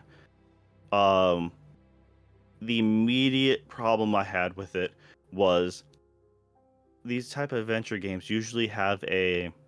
I'm used to something like the nonary games, that's like Virtue's Last Reward or 999, where when you go through a time loop, there's usually a step ladder of these are the things I can now ask because I've unlocked it from before. And one of the first things I was able to talk about immediately with the wife was, I'm stuck in a time loop. And I'm like, what? Like, that's usually not a thing you can say until maybe the third or fourth round, because you're just like, wait, it's always wait, is this deja vu? I don't know what's going on. Oh man, this is happening again. Usually, so they let you jump immediately into that. And she's like, all right, show me proof. And I'm like, it made for a really awkward and really, clunky beginning. So I'm trying to show her proof. Then like three or four more goes around. I'm like, okay, cool. I'm gonna go ahead and here. I'm gonna grab the item and show it to her. So I went into the bedroom, grabbed the present, and she's like, "Oh wow, thanks. You ruined the surprise." And I'm like, I'm trying to talk to this, and I'm in a time loop, and she's like, "Show me proof." And because I already showed her I had grabbed the box, and she took it from me. There's no dialogue option saying, "Hey, I know what's in the box. You're pregnant. I know this." That you had to wait for her to give you that cue, show me proof. Then you can go in the bedroom, then grab the box, and then show it to her. I'm like, I know how to make it from from point A to point C, but can I just skip B? No, you have to go B, then C. And because of that step ladder effect, it made it really difficult. Or I want to just explore this branching dialogue at the end because there was something interesting here. I clicked on one thing, it didn't end well, so I want to click on the other. But I don't want to go through the whole damn chain all over again. I don't want to reenact the same sequences because I've tried doing that, and then all of a sudden I'm like, oh shit, I clicked on the wrong thing. I did the wrong thing, and now it's branching. So I guess I'm just gonna walk out the front door, or I'm gonna try to ride this through. And the Because if front you door, walk out the front, like walking out the the front door, like resets everything. Yep, it does. But it doesn't matter if the shit you have to reset is already towards the end, and then you're like, ah, damn it, I might as well just see how this part ends out. Maybe it'll give me more dialogue or more exploration. So that took a while. And I think a lot of that was just it was uneventful looping, and they let you fast forward the dialogue, but it doesn't let you skip over the whole section. Like, I know what you're gonna say, so instead you're just tapping, to skip, and it's like if it fast forwards like a cassette tape, it literally makes that squeaky noise like a cassette tape. Uh, And I was just like, yeah, just hurry up. Just yeah, I don't care. Okay, yep. Just move on to the next part. All right, and get this done. So I wish there was more. Didn't have to be checkpointing, but I wish it was like a fast, hard. All right, I'm just gonna reset this level. Like I'm just gonna top myself, or just like fork in the electrical socket or something like that, and it ends, and therefore you can just restart the level quicker. Um, So, but on the whole, did you like this game? I think the Like, story was fun for the price. I think it was like $30, $25. yeah, I mean, like I played it on Game Pass. I think you did too, right? Yes, that's exactly it. For the price of me having it on Game Pass, I enjoyed myself. I Okay. honestly think you got the amount of time out of it. I think or at least it took me about 4 to 5 hours. If it was a full price game, I would have been more upset personally. I think it's fair for the price. You think $30 is fair, or you think the Game Pass price of Well, whatever you're the Game already? Pass price is totally fair. Yeah. I am fine with Game Pass, but if I had to pay $30 and I had gone through that experience, I wouldn't be upset. If I had to pay $60 or $70 for it, I would be livid. Oh That's how I man, look yeah, at it. yeah. It's definitely not that. It would have to be a lot more than it is to be that, even like 40 or 50. So Um, I enjoyed the game though, is what it comes out to. Is like I thought it was fun. Well, I'm a story person, so it had an interesting enough story, and the only problem is the mechanics got in its own way, and that was what really that kind of upset me more than anything. Just because I would like it to have skipped things faster, or let me just rewind to the to part to because there's a clear there's uh, the pre knock at the door, and then there's the post knock at the door. I wish I could just everything up to that point of the knock on the door. I want to keep that so I don't have to go through all that bullshit again. And I just want to jump it back, and that way I yeah, can do the latter half and explore that. And then if I need to, then go all the way back to the beginning and try something completely different from the foundation, and then do the other branching paths. yeah. Um, Save scum, like Mass Effect style. Like, oh, this is the dialogue options I'm going to go with. I don't want to have to play the whole damn game again. I just want to save it right before the dialogue, see Renegade, see, like, and go through the whole thing and go, and like, okay, cool. Now I'm going to go the other route. Would you like So, to hear my take on this game? yo, of course. Because you were kind enough to wait 2 weeks for me to get around to this. I played this game on Game Pass a while ago. I think back in early August or something like that. I fucking hate this game. I fucking hate this game. I don't think I've played a game as much as I've played this game that I just fucking hate. Like I fucking hate this game so much. Um where to begin? So I played this game for like 3.5 hours and I got stuck. And what's playing on the screen right now, if you're watching, is kind of the area that I'm stuck in, um, where you like. But I just kept getting stuck, and I kind of kept making breakthroughs, but they weren't satisfying. It was like, oh, okay, I guess I put the right thing. I put the right thing with the right thing. That doesn't make any sense, but whatever, like it just, it was, and like having to restart it and having not a clear, like it needed a restart button, just to, oh, this is fucked, and I don't have to walk out of any place. I don't have to figure anything out to like figure out the reset or a time skip. It needed those kind of things. So I got to a point where I was kind of frustrated with this game and I put it down. I was like, I'll probably come back to it later. And they were talking about it on Giant Bomb, and they just came out with like the whole back end of the story and where it all leads. And I was like, that's where it leads? Really? And I was like, fuck this game. Fuck this game. The story Oh yeah, the goes reveal the reveal was I caught it before the final cycle or beforehand. I'm like, oh, it's totally that then. Okay, because they just give you just enough hint and like really that's it. I'm like, okay, like the reveal is like, it's just so stupid. Like it's this game is from a movie studio called Annapurna, which is why they have um, Willem Dafoe and I forget the dude's name, and then Daisy Ridley as voice actors, and the guy's name, the main guy, is also pretty famous. His name's on the tip of my tongue, but whatever. Or at least in my mind, I think that's why why they got those big time actors to come and voice this game. This game makes me so mad because it's has so much potential. It's small, it's a good idea.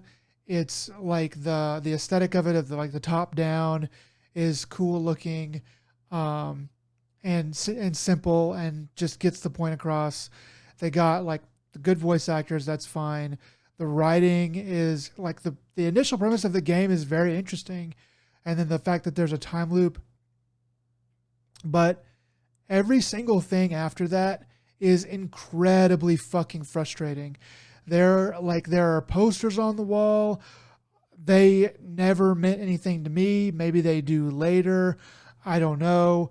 But like this is such a point and click adventure game in the worst ways. Just like, oh, you put this thing with this thing and then you get this other thing. There's a couple times where it works out pretty well. What this game needed to be is a adventure game gateway drug. It needed to be, okay, we're going to tell you a story and we're going to do it in the form of an adventure game. And you're going to just be able to basically do some light puzzle solving.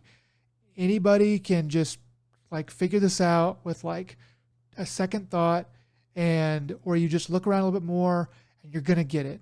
Like, it needed to be quick and easy and just take 4 to 5 hours and then just be done and be like, oh, that was cool. I enjoyed that story and it was like a kind of a good idea, and they sort of gamified it.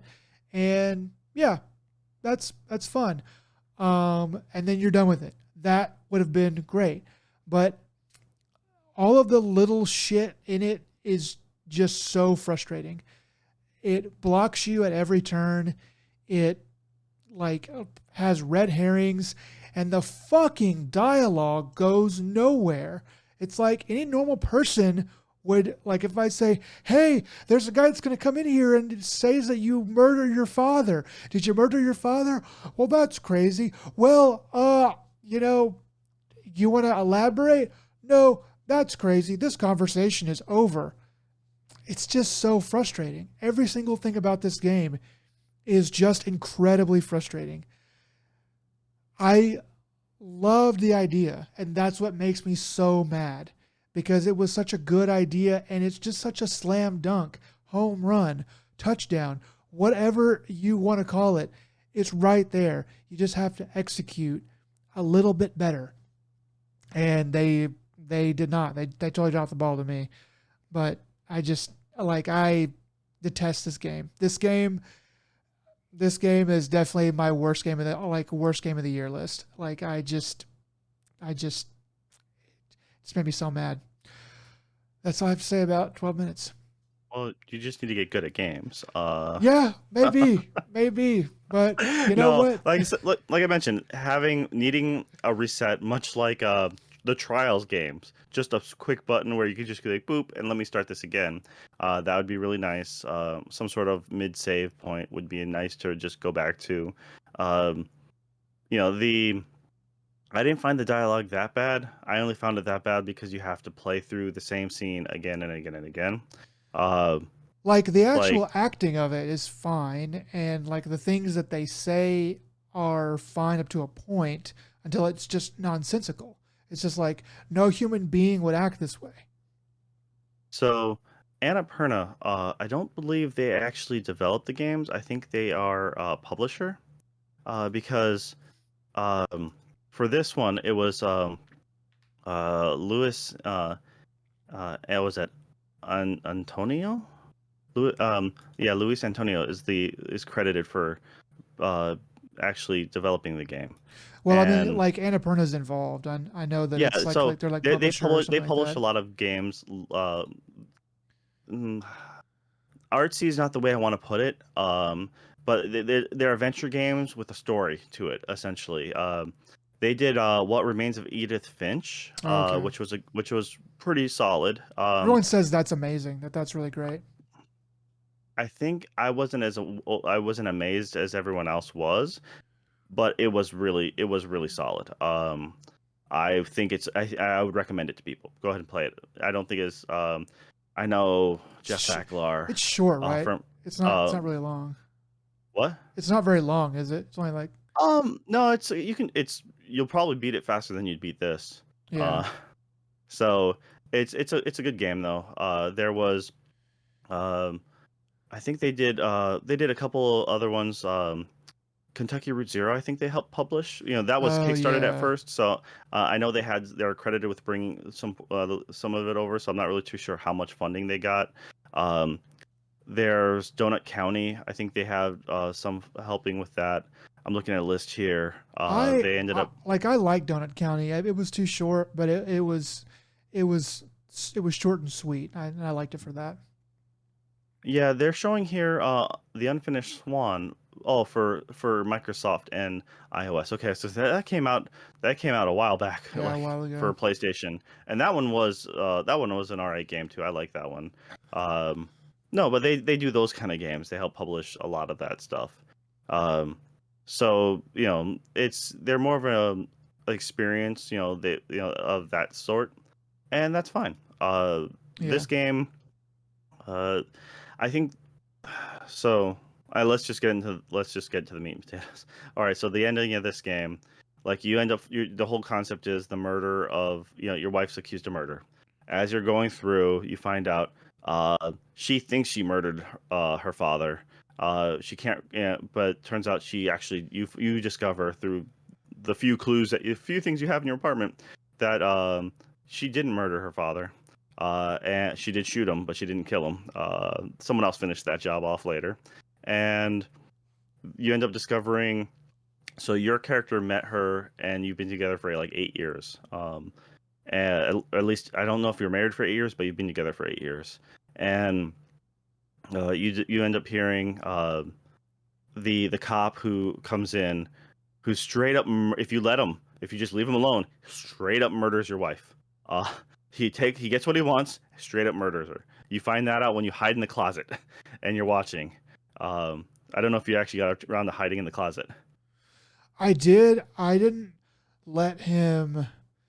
I guess if I didn't fiddle with the light and she was asleep, then he would murder her.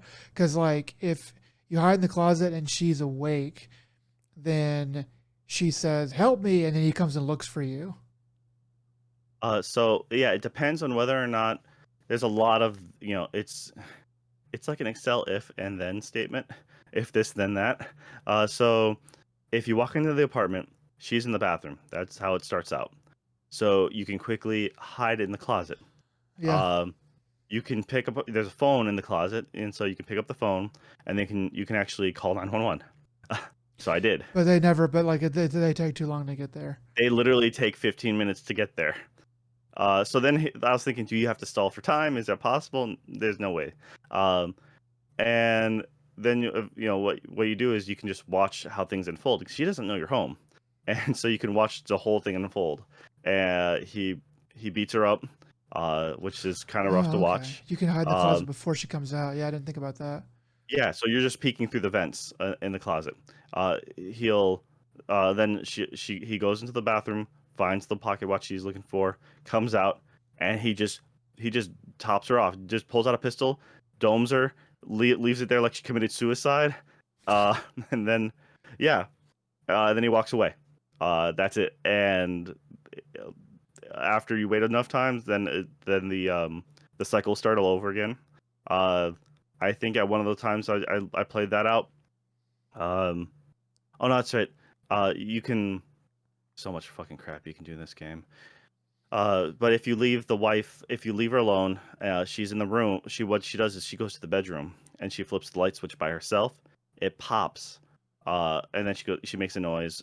Then if you come out of the closet, she's like, "Oh, I didn't realize you're home." And then what you can do is you can turn off the light switch.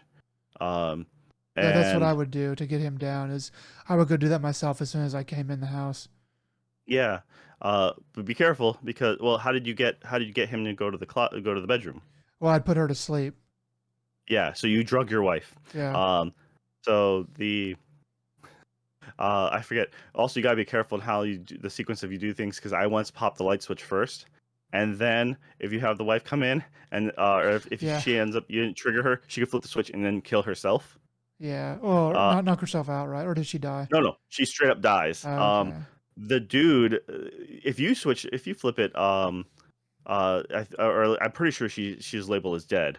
And then unfortunately, there's no way to, then he'll hunt through the entire apartment and find you if you're hiding.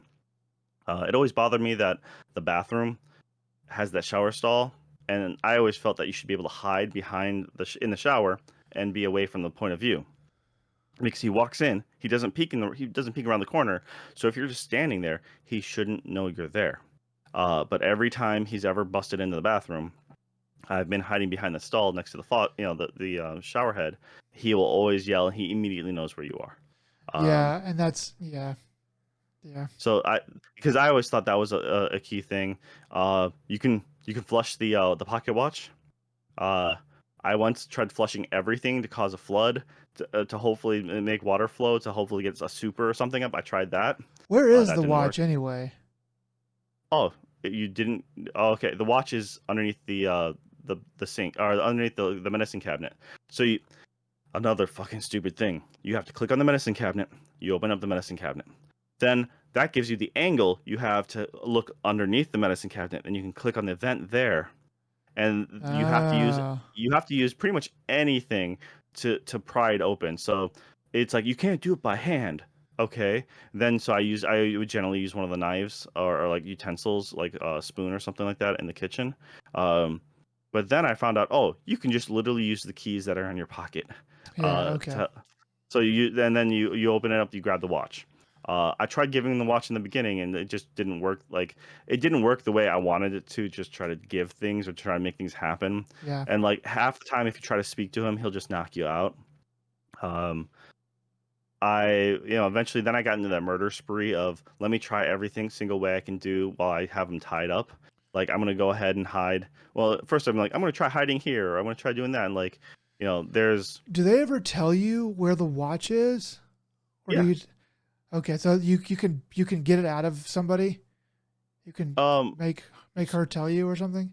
Yeah, when you hide in the closet, you hide in the closet and Oh. him and her react. 'Cause he's like, is there anyone here?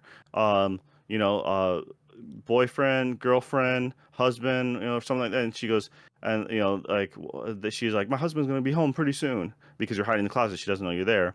Then she's like, he beats her up, and she goes, it's underneath the vent. And Okay, so that's so one of the dialogue options you have early on is you can say, I know the watch is under the vent, or you pull out the watch and you hand it to her and you go, this is your father's pocket watch. That with the baby clothes are some of the key indicators that you're like, hey, this is what's going on. And then it's like, don't open the door. You can tell her, which doesn't mean a damn thing, really. Uh, yeah. she won't open the door, and then you can lock the door, and then he'll still kick it down. Which is always weird because then he'll um you when he's unconscious, I rummaged through his phone, found the text chains, and so long as you make you dial out, then you'll remember those numbers, and so then you can call from her phone, so then you can call his daughter from your phone and Yeah. have dialogue options that way. Yeah. um I did some of that stuff. I did should you have call the thought to let insurance him company? I should have thought to let him kill her, but I just never thought about just going and hiding in the closet immediately. I don't know why I never thought of that. Yeah, uh it's like I said, it's just like I'll just see what happens because that's a lot of these things. Like I just want to see where it goes. I'm like, Jesus, dude, that was rough. A, the beating up, and then B, when he kills her, she's just like bubbling blood from her head for a while.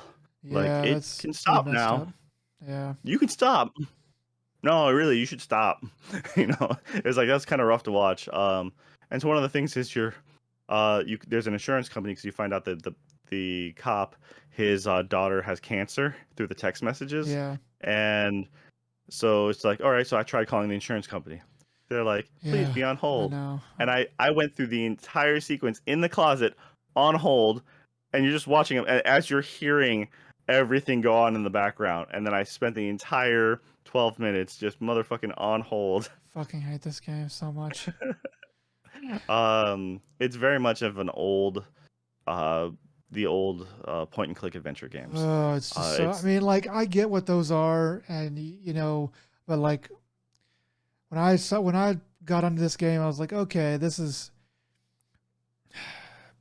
It just like they made the game that they wanted to make, and if the story was better, I'd be like, okay, you know, this is whatever. But I mean, get to the like, I mean, like the fucking thing about this story is that it's incest.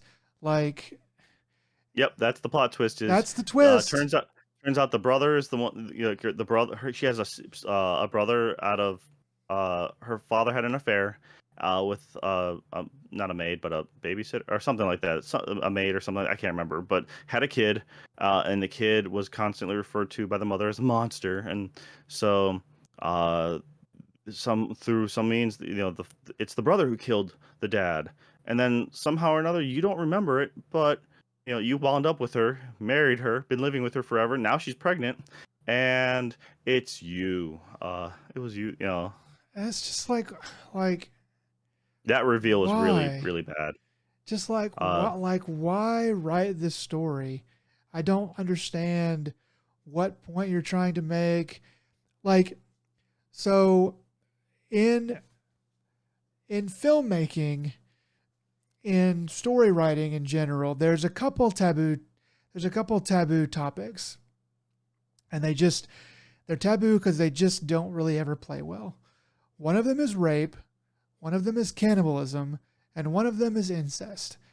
And so whenever I see that in a story of any kind, any one of those things, I'm like, okay, you fucked up here, and you're going to have to prove to me that this was really necessary. And I can't think of any time that it really was. And this is definitely one of those times where it's like you could have made it something else. You could have done something differently, and I got one. I just didn't need it.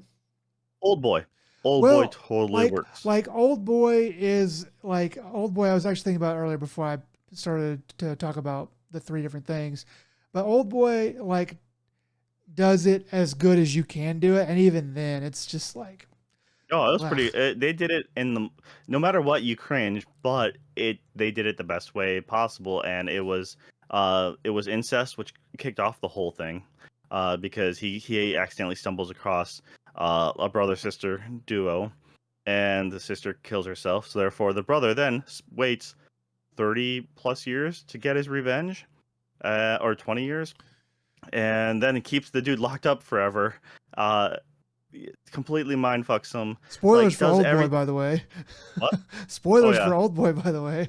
that's like the first half. I didn't spoil the ending so far, but the way they carry that thing out to the end was super awesome. It was. I'm talking about the Korean Old Boy. I did not see the U.S. remake. I forgot I they did not made hear. that. I heard it wasn't very good. So I just like, well, you know what? I'm not gonna bother with that. And no, the Korean version was solid. I Yeah. recommend watching it. Unless if you're very queasy about that, but it's It's a yeah, classic. I mean, it's a good movie, and yeah, I mean that is like one of the ones. It's probably the yeah, only one that I would say it's kind of worth it. I still think they probably could have made that movie without it being that, just because it's just yeah. some things that are just kind of too gross, and Well, that's it's exactly, but that's also it's one of those cultural things to a certain extent, but not saying it's very common there, but it's just saying what we find acceptable or like because we find it's maybe it's we find it way more cringy just because that's how we are. We also find it way more cringy or hard to talk about sex or sexiness in normal conversation. To say something is sexy without being like super sounding super pervy is yeah, very difficult in American culture. You can be yeah, like, dude, that dress looks sexy, but but I'm not talking like, and try to not make it sound like you're hitting on someone is nigh impossible. yeah. I You mean, like know? over there, it probably doesn't have it probably doesn't hit quite as hard. Um, It's No, so but anyways, Old it's Boy is made the only okay. exception I can think of where incest, like other than like Where it's like a good X movie Files and it episode, has that you in it. know, Yeah, well, like where what? the X Files episode. Oh crap, I can't remember the name of the episode. It's one of those. Um, it's that it's the hillbilly family. It's a real Yeah, I haven't seen all of them, and I don't remember that one. it's one of those But few episodes that if you ever just look up, it's like one of those ones that haunt you forever. Like you will never forget that X Files episode if you see that one. yeah, well, Yeah. yeah, well, I mean, So like it's just this game. It didn't need to do that, and it should yeah, have done. it ends it ends more or less with you getting to see the discussion with your father, and then the reveal that hey, you just discovered she's your sister, and he's just like, you need to stop this relationship. And then you can kind of go through a couple dialogue options of, okay, I'll end this, and you can kind of end it that way, or you can be like, no, I need to, like, I need her, what she doesn't need to know.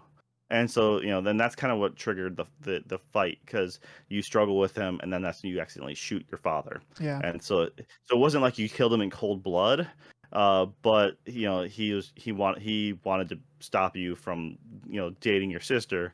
They don't really explain much about that either, because that's where it gets really murky. Because at least I got the idea that you guys met in New York, but I guess you guys knew each other beforehand, and then there's a couple other scenes that play out where you can so relive the. so like is the idea that like you didn't know that like the character didn't know that she was his sister until later? They So the whole reason why she came to New York was because she ran from after she thought she killed her father on Christmas. She runs to New York on New Year's, or she's there by New Year's. Turns out her father died at New Year's, um, and like a little after New Year's, like a month or so later, something like that. That's where she meets your main character, and then they've been together ever since. Okay. Um, so what happens is you can replay the ending in a couple different ways, and they kind of shot. They do like different lighting, so it's different time of day. The dad looks different, but the entire time, I'm pretty sure the dad is still voiced by Willem Dafoe, which is throwing things really weird.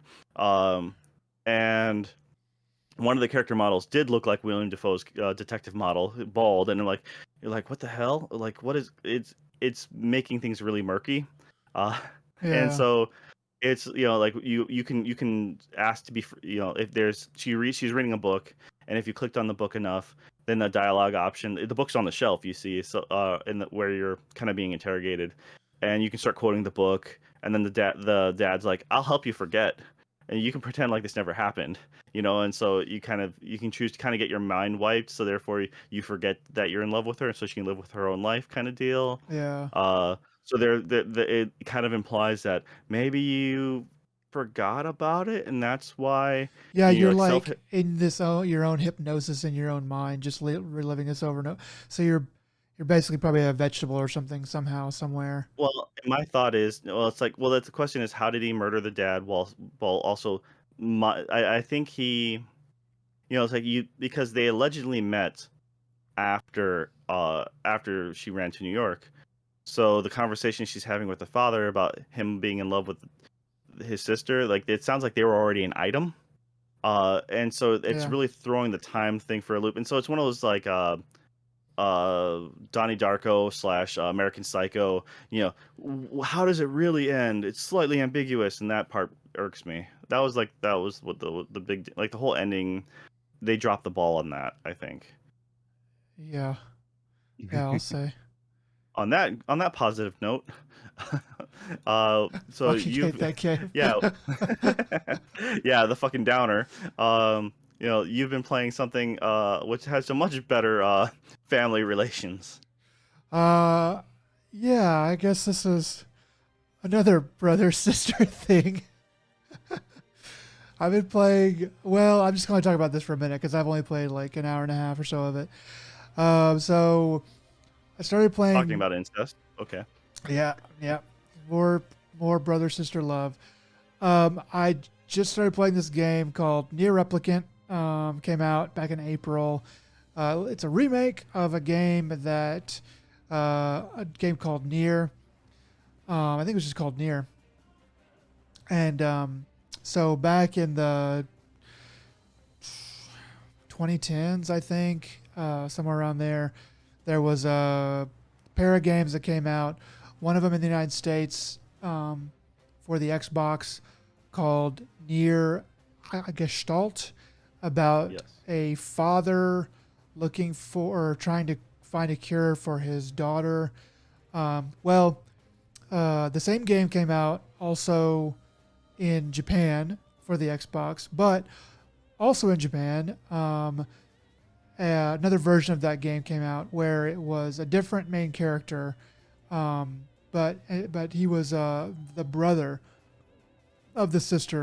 And Replicant was it was Near Replicant was the PS3 version originally. Yeah, so I guess it was called Replicant then too, or whatever.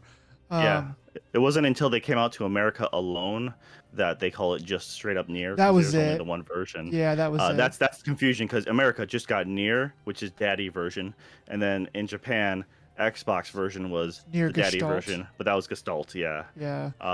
Then Replicant was the PlayStation only version with Pretty Boy Brother. Yeah, exactly. So I started playing this game, and this game definitely is a PlayStation 3 game. Like when I started it, so I had played Near Automata earlier this year for the first time, and I really liked that. And so I wanted to go and play this. And when it starts up, I was like, oh dang, this is definitely a PlayStation 3 game. It's just I haven't played very much of it, but it's just kind of bare compared to what was done in Automata, which that was even sort of bare in places in some ways for like a PlayStation 4 game. Yeah, it's one of those things that you make it a vaster landscape to kind of give it more, feeling of a more world. There just wasn't a lot in between. Though I think the movement in this is at least pretty nice, because you run at a good speed at least. Yeah, and this one, like, you run super fast right away. In Automata, you had to kind of earn that and stuff. But like the movement in this is good. The combat is pretty good. It's not as good as Automata. But I'm gonna keep playing this, and it should be good. I'm kind of just wanted to see sort of the roots of Automata and where that went. I've also heard this game has a lot of character to it. It's like a really good 6 out of 10 game. So I may not finish it because it is like a 40-ish hour game to do the main story, and a couple side quests. But it should be good for at least a little while. Yeah. No, they do, and especially if you like Nier Automata, they do some filler backstory for some of the characters. So it's something, at least some stuff you get to look forward to. Yeah. For sure. Yeah, All right, exactly. well, So it should be good, but I'm gonna play it slowly, maybe a couple hours here or there. I'm not gonna mainline it really. okay. All right. Well, anything else you've been playing? Yeah. So last week I just started playing a little game called Eastward on the Nintendo Switch. It's also come out on the PC. I would recommend playing this on the Switch though, for some reasons I'm going to get into. It probably runs better on the PC, I'm sure, and all that stuff. It runs fine on the Switch. It's only given me I think it's crashed once, but never handheld. And it's only kind of weirdly made like a sort of a minor glitch like one time. I've never gotten stuck or anything like that. But this game is just so cute and so much fun. It's not difficult, but it started out really easy, so easy that I was kind of worried about it. And it's gotten to where it's now I would say appropriately difficult. There's some rooms that I go into in like a dungeon and I'll die like once or twice because they're kind of tough. And then the bosses, I think I've died like twice to one of the bosses, so it's still very easy. But the aesthetic for this game is great. The combat is more complicated than I initially gave it credit for. So basically, like, this game is, you are a father with an adoptive daughter. I'm not sure how much of this I said last time, but you're a father with an adopted daughter. You've got a frying pan, and she's got psychic powers, and together you're gonna whip ass through this world. But this game is like, the combat is very quaint. Everything about this game is just so quaint and cute. It has a lot of character and charm. Yeah. It totally does. So something I didn't understand when I first started playing this game is that this game, I think, is a love letter to Earthbound or Mother, or the Mother series. Because, like, I never played those games, but there's so many hints that they drop in here, and it kind of looks like those games, that I went and looked at, like Mother 1, 2, and 3, and it does seem to be giving a big nod toward those games. The story is very sweet and simple, but it's also kind of serious in places, and it also gives off some weird vibes. Like, the characters, like, kind of talk sort of like, like cartoonish in a way, like they say things like that cartoons would say. But then you go up to, like, a refrigerator, which is where you can save your game. And when you click on the refrigerator to save the game, it gives you this, like, and every refrigerator is different.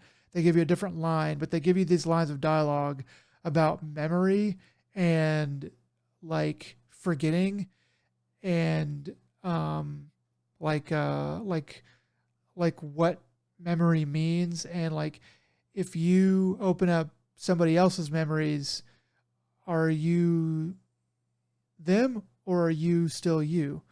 And it's kind of weird stuff like that kind of gives a little bit more of a air of strangeness to the game. So, like, are you to be or not to be? Okay, I'm Yeah, sorry. it's Near joke. like, yeah, it's the wrong segment, dude. Wrong segment. You should have done this before. See, that's the way it should have went. Rolled in real good. This is the stuff we have to get nailed down in pre-show. But like this game is pretty long. It is this Eastward. They're saying it's between 30 and 40 hours. One reviewer said it took him 33, so they're kind of saying about 35 hours. I am 21 hours into it. So it kind of feels like I'm getting close to the end of the game, but I heard it's, upwards of 30, so I guess I have quite a bit more to go.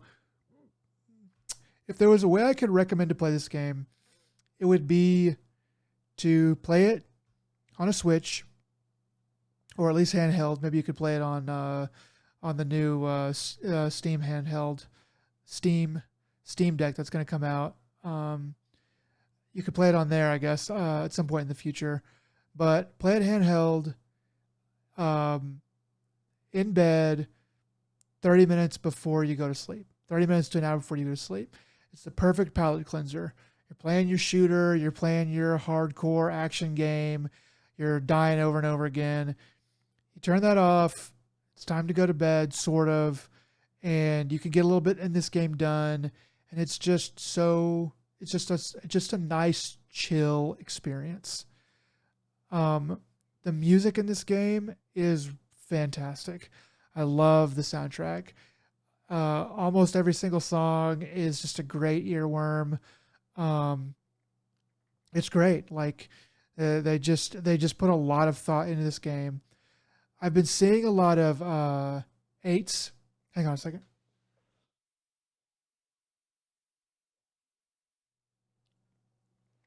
I've been seeing a lot of eights come out in the reviews scores. I think that's fair. I think it could probably be a little bit shorter, and maybe do a little bit more in certain places and bump up the score.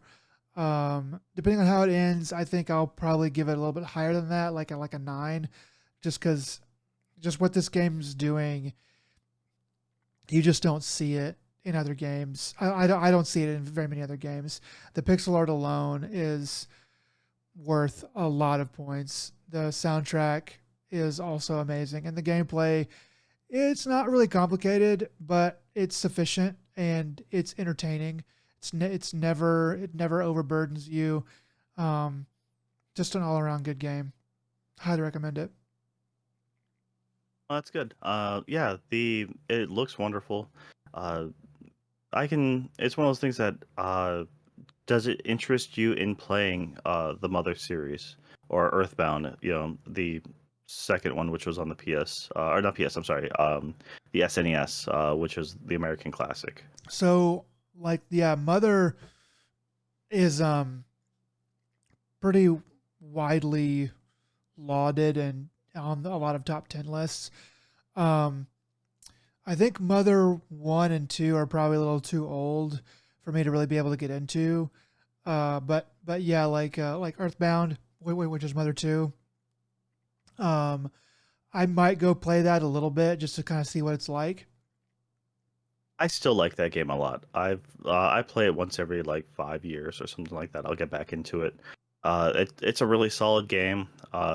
When it came out, it did a lot of quirky things that nothing ever did. The strategy guide with it had scratch and sniff monsters. So the back of the you flip to the back, it shows a picture of each monster, and you just scratched it and you can smell it. The game itself came bundled with a T-shirt. Wow, Yeah, it was like this SNES cartridge that came with a T-shirt. It was weird, but it was cool. Uh, that's awesome. excuse me. The combat, on the other hand, was decent. The nice part is you got to a certain level. If you were like a couple levels over the enemy, you can then encounter those enemies and insta kill them. Oh wow, So yeah, like you'd go in and instead of it's about to play that music, like you're gonna go play, and it just makes a like, and they just die. Like you see a light, like a flash across the screen, and you get the XP, you get the items they do, and you just run into the next person, and you got to murder them that way. very So for satisfying. me, it really promoted that old habit of mine of just grinding early game, just so I could just be OP as hell and just come across and uh, Just walk through the rest of the game yeah, I in a mean, it way. got difficult later on, even when you grind early on, but it was also it was the modern setting. It was suburbia America, like the early 90s.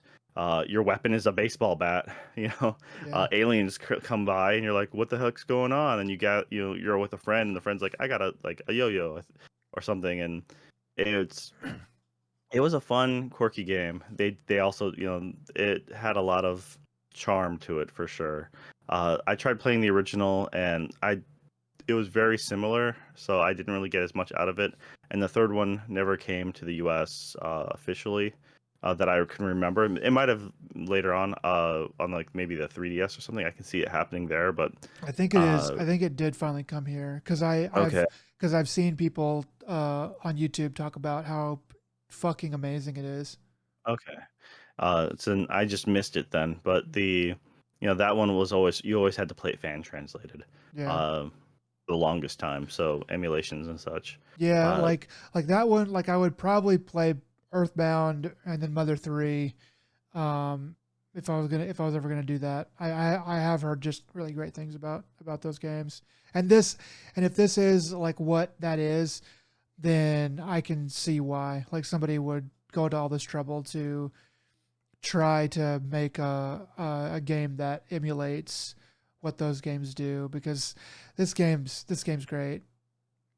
Um, it's good. like I I, mean, it's I'm glad it's also not a big party either. Like it's only just the two characters really, and that's it.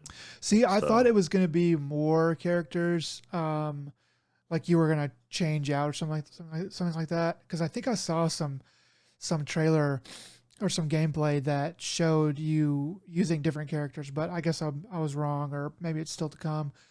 But like the other thing about this game too is that like it's $25, man.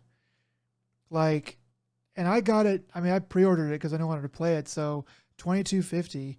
You know, it is. It's so worth that. It is Yeah, for so sure. worth 25. I would say this game is easily worth 40.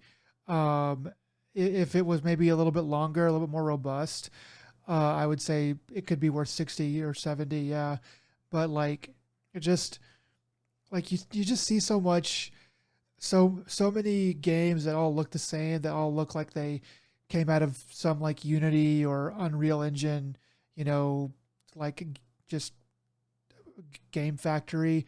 And this, everything just looks hand painted, handcrafted. They change the palettes. So like when you're walking through a town, they do run you through towns, like through whatever new town you're in. They do run you through that back and forth a lot, which it can be a little bit irritating, but it's never gotten out of hand. And part of what they do when they do that is once the story progresses, the weather might change in the story. So it'll like be raining and everything will be like really green and blue and washed out and dark. And then the sun will come out and then all the colors will change. It's just like it does different things like that, that so that they're really getting a lot of use out of the same environment, and just changing the colors and everything just looks gorgeous. Okay, so one, no diss to Game Factory, the company. He means just a mill in which makes games all cookie cutter like. That's the factory. Uh, Oh yeah, I mean, I'm just like talking about eh, like you know you see a game and you're like that was made in fucking Unity, and you can just fucking tell because it's all just generic assets. yeah, but there's a lot of good stuff out of Unity too. No, But don't I get me understand. wrong, there totally is. But when you see a game and you're like that was made in Unreal, that like it takes me 2 seconds to see that that's the case. I think when that is the case, somebody that just It's not an asset flip. It's not just them taking normal things and just flipping it, trying to make a quick buck. It's you can tell has a lot of a lot of effort went into this. And honestly, for the price, $25, if you had between that or 12 minutes, hands down, go with this one. It just yeah. it honestly, I think you put too much effort or too much emphasis on time equals money. Because I'm willing to spend $60 if a game, uh, it depends on what the game provides. Because it sounds like this honestly would easily be a $60 game I'd for spend most people. I would spend $60 in this game. This Yeah, and game so like this game is definitely good enough for that. Like I would spend $60 on like a 10-hour game if it was good enough, but it's got to be yeah, good, and I think this hits that. and that's from the vibe everything I'm getting. So that's most definitely a solid a solid recommendation. I mean, it's at a superior price because most people would then, if this was a $60 game originally, they may be hesitant and they may wait for that to try to drop in price. Which PC would be okay, but when you're on the Switch, it's really hard to drop in price on It Switch. it almost never does. Yeah. Yeah, they're less likely unless if your game, unless if that's your target audience. Like, if I drop my thing on sale, I'm only gonna sell it for a few bucks. But if I make it say $20 and I drop it to two, that means I can sell it for 90% off, and then I get instantly linked on the top of the store page for sales. Yeah. That's actually how people get around that. No, but this game is, you've sold me on that one. It sounds like an excellent purchase. And So yeah, that's it's got a cooking system in it too. And I've only hit the like it gives you like a slot machine, and you got to get three in a row. And I've only hit the three okay. I'm in, out. You fucking unsold me on this game. I hate cooking systems in games, especially if there's RNG involved, because I'm bad at RNG. So I'm out. So I'm out. I've only hit the jackpot, or like the three across twice, and it was pretty close, like back to back. So there is some skill to it, I think. And it's really hard to decipher, but I think I'm getting better at it because I'm hitting a lot more two in a row. That's like neither here nor there. the cooking system is just cute, and it's just like a thing to like explore, to like collect all the foods and like learn how to make all the foods. And they're basically what you make is meals that act as a healing potion, or like it's like a, if you do a really good job and you mix a lot of good ingredients and you hit you hit at least two in a row on the slot machine, then it'll boost it, so it's like it's got healing, like it'll heal you for 5 hearts, and it'll give you 3 bonus temporary hearts, and it'll give you like more attack power for 1 minute or something like that. So it's just bonus stuff. You don't have to have it. It's it's just it's just a nice little cute extra thing. All right. So anything else you've been playing? Yes. One more thing. One more thing. So I just got it in a day, and I've played about 2 hours of Metroid Dread. All right. How you liking that? This game's good. Have you Um, played any of the other Metroids before this? I've dabbled in a couple of them just for like a few minutes here or there. Um, I've never really played very many of them. I've never played a Metroidvania all the way through, though. I know how they work. I know like that they're. I know like that like the Metroids are like classic, and I kind of feel bad that I never actually got a chance to play them. Um, this one though, it's like just solid game design. Everything's crisp and clean.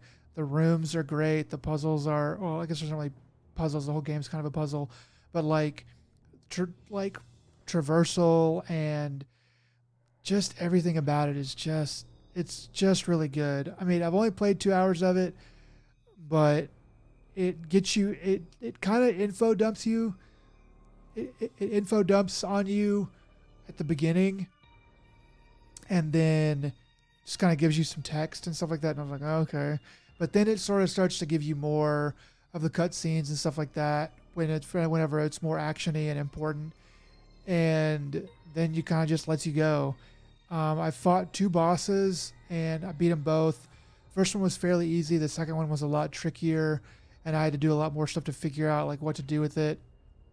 It's just like I'm not good at this game because this is the gameplay that's on the screen right now, as that will show you, because this is just some stuff that I recorded.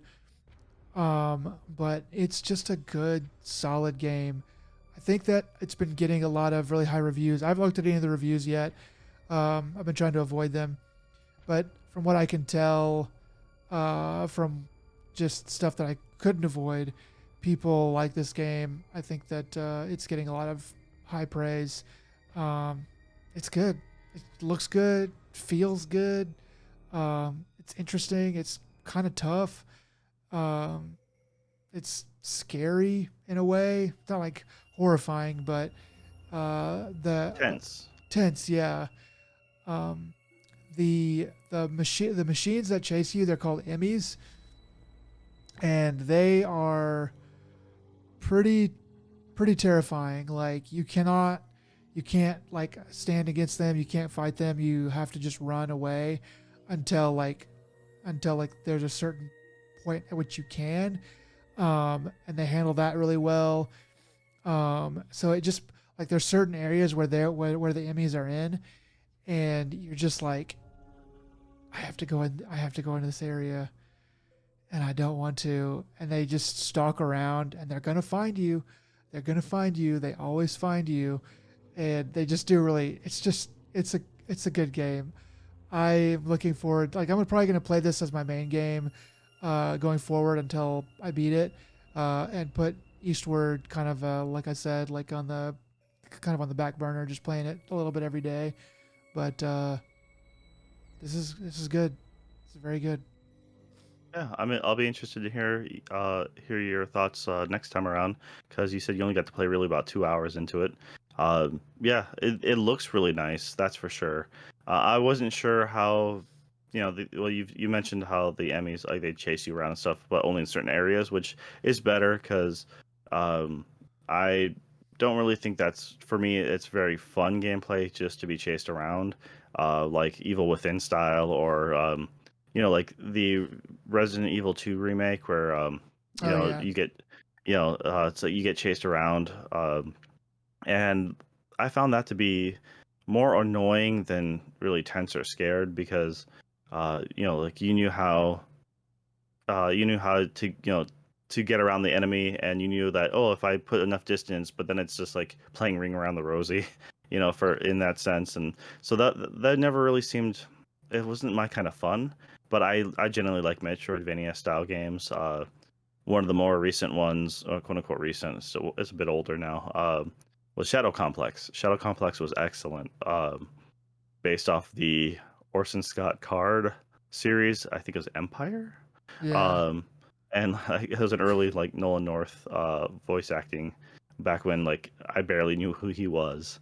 But that yeah. That gameplay was was really solid. early. No, Nolan North. Yeah, Yeah. That played. I actually like a lot of Metroidvania style games. Guacamelee, another one that I play a lot of. yeah. I You like the love that game. original. The original Metroid, still one of my favorites. And of course, Castlevania, Symphony of the Night, because everything was a Metroid game until Symphony of the Night came out, and then they merged the two, Yeah, because that's where Metroidvania came from. Uh, so this gameplay, I'm just seeing what you're showing right now. Yeah, it looks good. I like it, what I see of it, and I might try to give it a shot. The like I said, it looks better than I was expecting, I guess, because they just went so dark with for such a long time about Metroid, and then they're like, yeah, here's the footage, here's the stalking machine, okay, have fun. I'm like, eh. yeah. Like whenever that came out at the Nintendo Direct back in the summer, um, I guess for E3 time, I was like it's not Metroid Prime 4, and people were kind of getting excited about it. So I looked at it a little bit more, and I was like, I need something to play for the podcast. And so I went ahead and pre-ordered it, and it's just good. Like it's just like when you play it, it's hard to see it. It's hard to understand whenever you're just like watching it be played, but everything about it just feels really good. And they they gate off things appropriately and allow you to like wonder like, whoa, like what does that do, or what does that do? But you're never left, at least so far, like you're never left just like wondering like, what in the world am I gonna do to get through this? It's always just like, well, I could try this thing, and then you go try it, like, oh, that got it. It's just really well designed, just really well designed, and that's kind of surprising to me. Like as I was playing it, I was like, Nintendo, they still just know how to make a good game. Like you don't need like the best graphics card or the best this or that. It's just good, solid, responsive controls and good gameplay. That's all you need. Yeah, well, it's good to see that they still can make something decent, considering the fact that the market has really gotten flooded with this style of game, Yeah. because there's still lot of love for that. No, that's good to see. I'm curious how they're gonna play Prime 4. But 2D Metroid is always a safe bet, hands down. Yeah, So I'm surprised that they sprung for this and they really did it, and they really were like, yeah, this is going to be a kick-ass game though. Like, this this probably could have come out on the PS3 probably, I guess I don't know where the Switch stands in terms of power, probably around that, maybe less even, but like it's just a very well designed game. Just good. I'm gonna keep playing it. all right. Yeah, so most definitely we'll check back in next time. All right.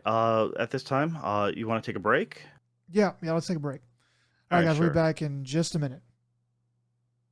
All right, we're back, and yeah, we just had to stretch our legs a bit, and we're going to reach the final part of this. We're going to talk about the news. Nick has went ahead and grabbed some articles he felt that was worth talking about.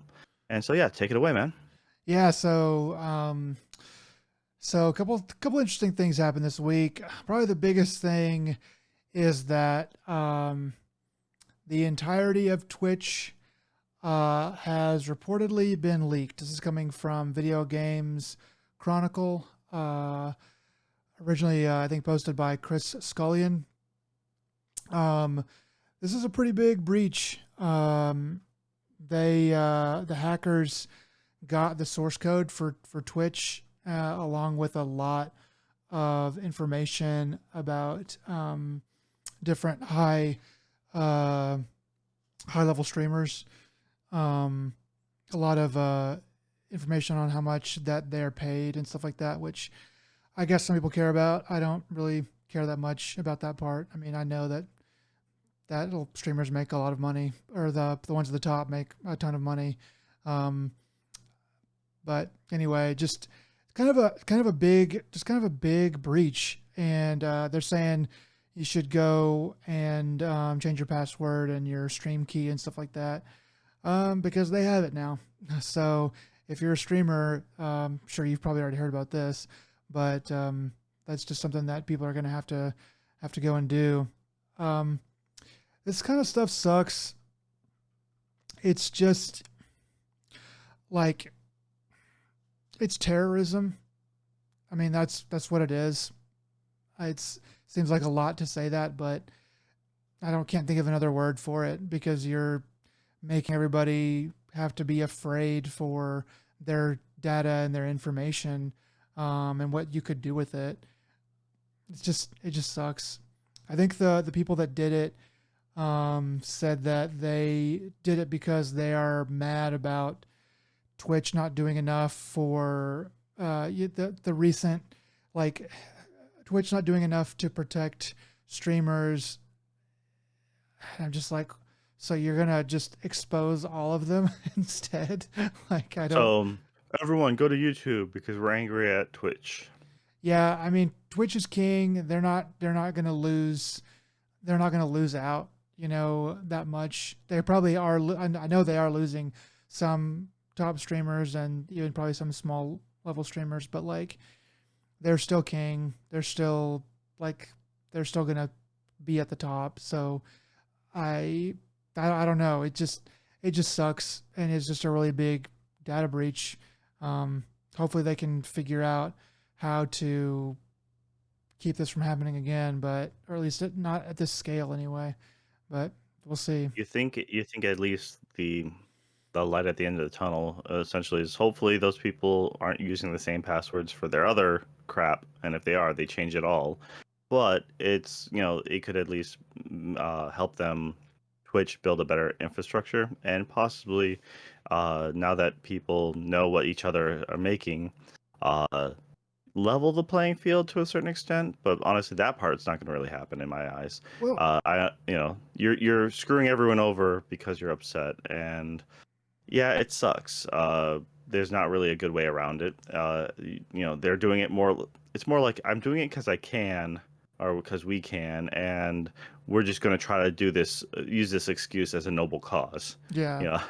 yeah. It's the logic is ridiculous. But like, yeah, one thing it did expose that people have opinions about is that only 3% of the top paid Twitch streamers are women. That doesn't surprise me in the least. Should it be But that I way? swear, everyone's complaining about the flashy girl gamers who get all the money because they happen to be the cute girl that plays the games. So you're telling me they're not the majority? Well, of the tippy top, which is like people who are making millions, off of this, I only 3% is what they're saying. Like women have only fairly recently come to Twitch. I mean, I know that they've always been there, but in high numbers, to me, they only fairly recently came around. I think in 2012, 2013, whenever it all started, it was predominantly men. It's gotten more and more, more and more women have come on. And if you go look at Twitch right now, low level, yeah, I mean, there's lots of girls who are streaming. Um, High level, I think it's just going to take more time. I don't know. Like you can point that out, you can point out and say like, oh, only 3% of the top Twitch streamers are women. What do you want Twitch to do about it?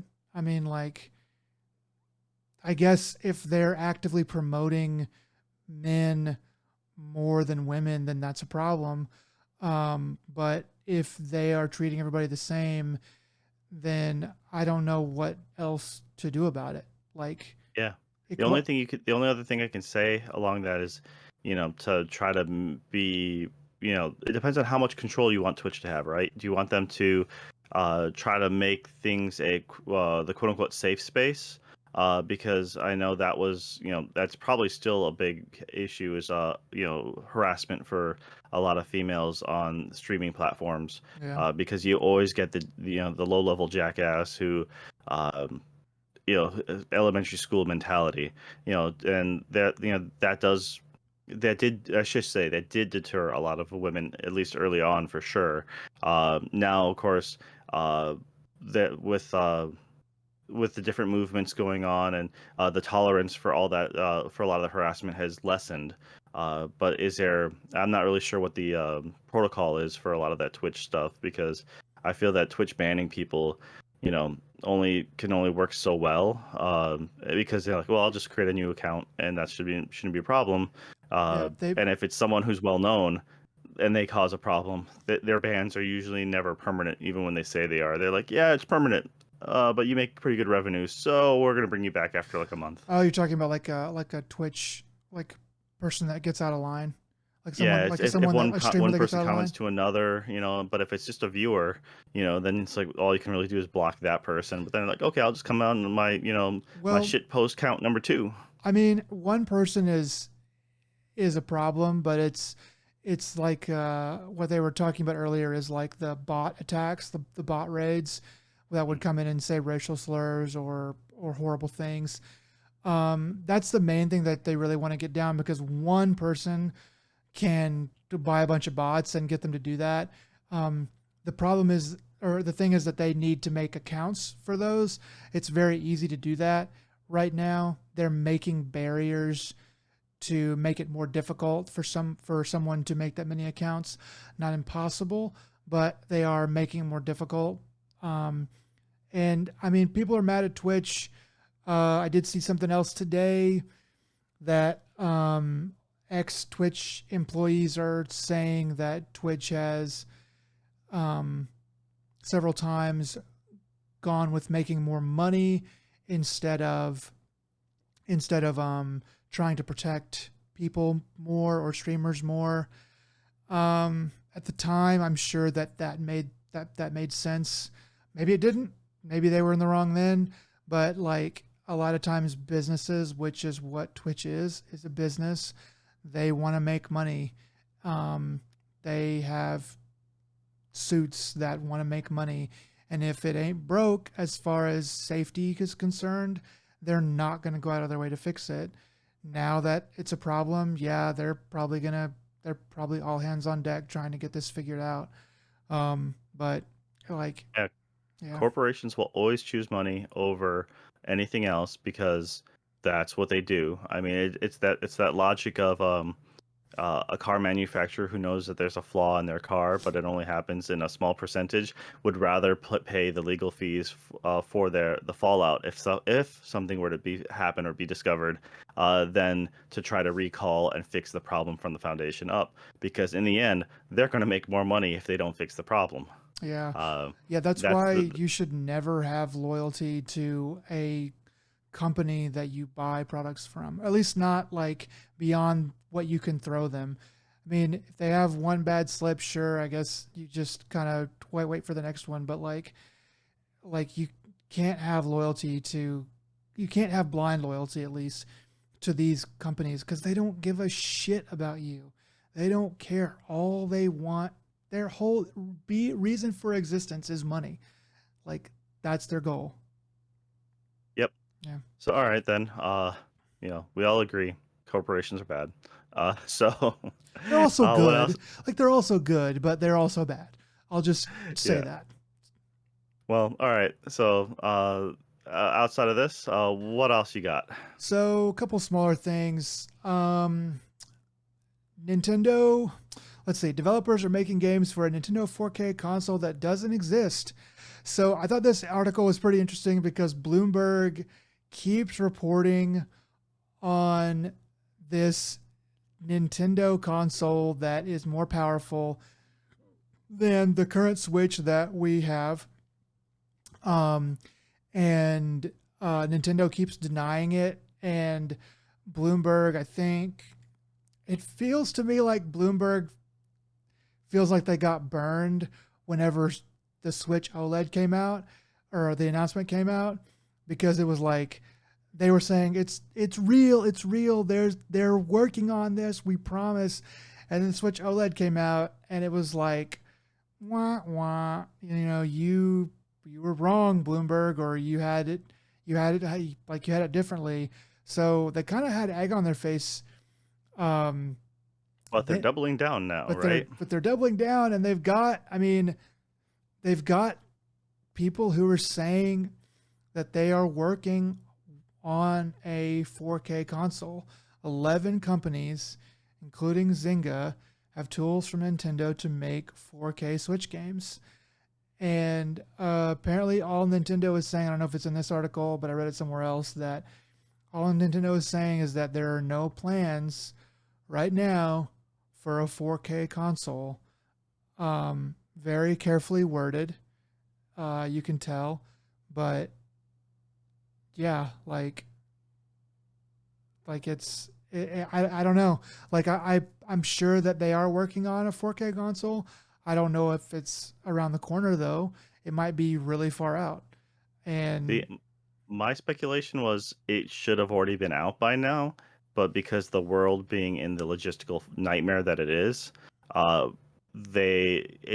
it's not economical for them to pull out like a new console, that yet another new console that no one can seem to get their hands on, and it's just going to cost them way more money to ship, because right now the cost of shipping from China to the US has just, like, it has gone up so much more than it used to. Trying to then wait in line for the fabs to get your processors and yeah, charge all those, you're better off just doing a gentle refresh, and then just bide your time, and then you'll make the new powerful console. They had this. I'm Without a doubt they had this prototype. I don't question that. I think yeah, Bloomberg, you wouldn't say it and you wouldn't keep on saying it unless if they had pretty good proof. So I think now what they'll do is when they do come out with this thing, and it'd probably be, my guess is if any, the earliest would be like fall of next year, 2022. That's my you guess. mean like the announcement for it? If they were to come out with it at all, I can see them quickly, because I can see them announcing it and being like, and like next month it's available. I can see them doing that, but the Oh, very okay. earliest would already be like holiday season of next year. I think that the Switch OLED is that they're going to let that breathe. Um, sort of. I think that we're going to end up with the Switch OLED for through 2023. I think maybe fall 2023 is the earliest that we would see an actual new Switch Pro or whatever in like on shelves. And personally, I would think it'd be more like 2024. But man, the Switch Yeah, is getting long in the tooth. I think that's Gosh, too long. I think what you're going to do is you're just going to phase out, all the non-OLED switches. You just replace one with the other, and then you come out with a new one. That's generally what like a lot of companies do, is they'll, whatever the new small minor upgrade would be. The DSs are a perfect example of this. They just phase out, not every rendition of the DS was a game changer. DSi, for example, and so they'll probably come out with the OLEDs that I honestly do think that 2023 is a good guess for the new Switch. yeah, I think The Pro, 2023. I think they'll probably. Yeah, I think you more realistically you'll be looking at the summer. Um, but that's why I said the earliest they can do anything would be fall of next year is my guess if they were trying to advance. But it depends on how the world is. Because yeah, you've already hit in the ceiling. You can't port over. It's getting harder to port games over. You're making a lot of compromises. So it's you're not having the you're limiting yourself to what's available because people love the Switch. It's a So you great might. it's a great console. It's okay. It's like I am not as happy with the Switch as I thought I would I be. think that if Uh, I'd bought in 2017, I would have a lot more games for it, but I would also have spent the first year being like, man, there's no fucking games for this thing, like it's fine coming in like now whenever it's there's lots of games and old things to play and a lot of new things coming out too. But like for what it does, I think it's pretty great machine. yeah. Well, do you remember when the Steam Deck is supposed to come out? Uh, I think Christmas, the 2021, but most people are going to be getting That's it right. Q1, Yeah. Q2, 2022. So I think that'll also help determine how soon, depending on its popularity and how many of those they can get into the wild, that will force Nintendo's hand to try to make a revision. Because with that coming out, there's no way you wait terribly long if it's doing well, because it's just gonna distract people and take them away from you. It's two different mindsets, because you have, it's all accessible for children and families is the Switch. That's kind of the mindset. You have the Nintendo specific games, so that's great. But for anyone who's like moderate gamer, it's like anywhere like a little bit above a casual, quote unquote, they would actually pique their interest at least a little. So unless if you have Nintendo fandom, you know, but then at the same time, even if you like them both, you're like, I love Nintendo, but I also love computer stuff, and well, if you're probably going to play it on the system, like an indie game or uh, something like Eastward. It's like if you have the PC title, like, well, this runs better on the Steam Deck, then I might as well just buy it for the Steam Deck. Plus, it's probably going to be on sale a lot easier, a Yeah. lot cheaper. Things like that.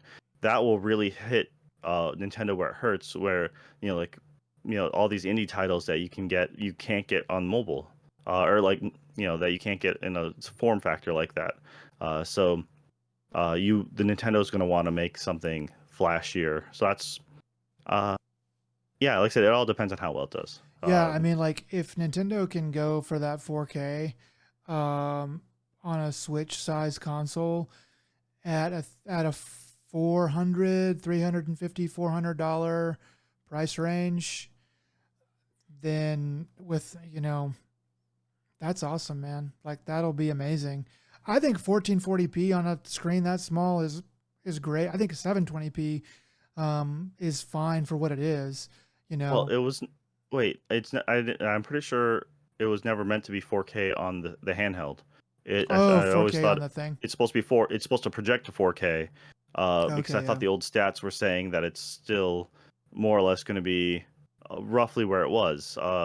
Maybe a little bit better, but the 4K is just, I thought, being hooked up to a TV, because Yeah, probably. having 4K on a size that thing, you need the pixel density for it to count, I and mean, it's going like to your phones do text would it. be microscopic. Yeah, I mean, like phones do it. I don't understand that thing about text. It's like just make the text bigger. Like I don't. It's like what's the deal? Like program it to be bigger on the damn screen.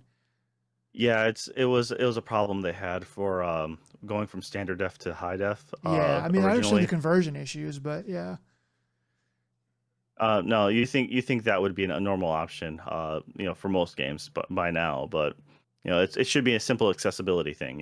It's hard for me to read. Please make it bigger.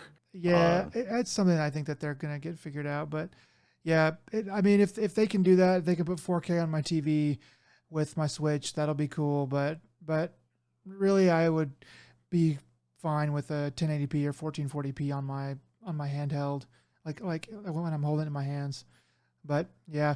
Anyway, the last thing I want to say about this is that 11 companies. Just want to highlight that 11 companies have been talking to Bloomberg. Nintendo needs to get their NDAs tightened up. They need that's a lot of company. I mean, I know people talk and stuff like that, and I guess it could be one rogue agent or whatever talking to Bloomberg, but that's a lot of companies. And if I was Nintendo, I'd be like, at least to Zynga, like, you need to figure it out. You need to figure it out. This can cost us a lot of money and you a lot of money if you don't figure out how to keep your people's mouth shut. Like, I just like, you got to get your NDAs in order because this is just too many leaks.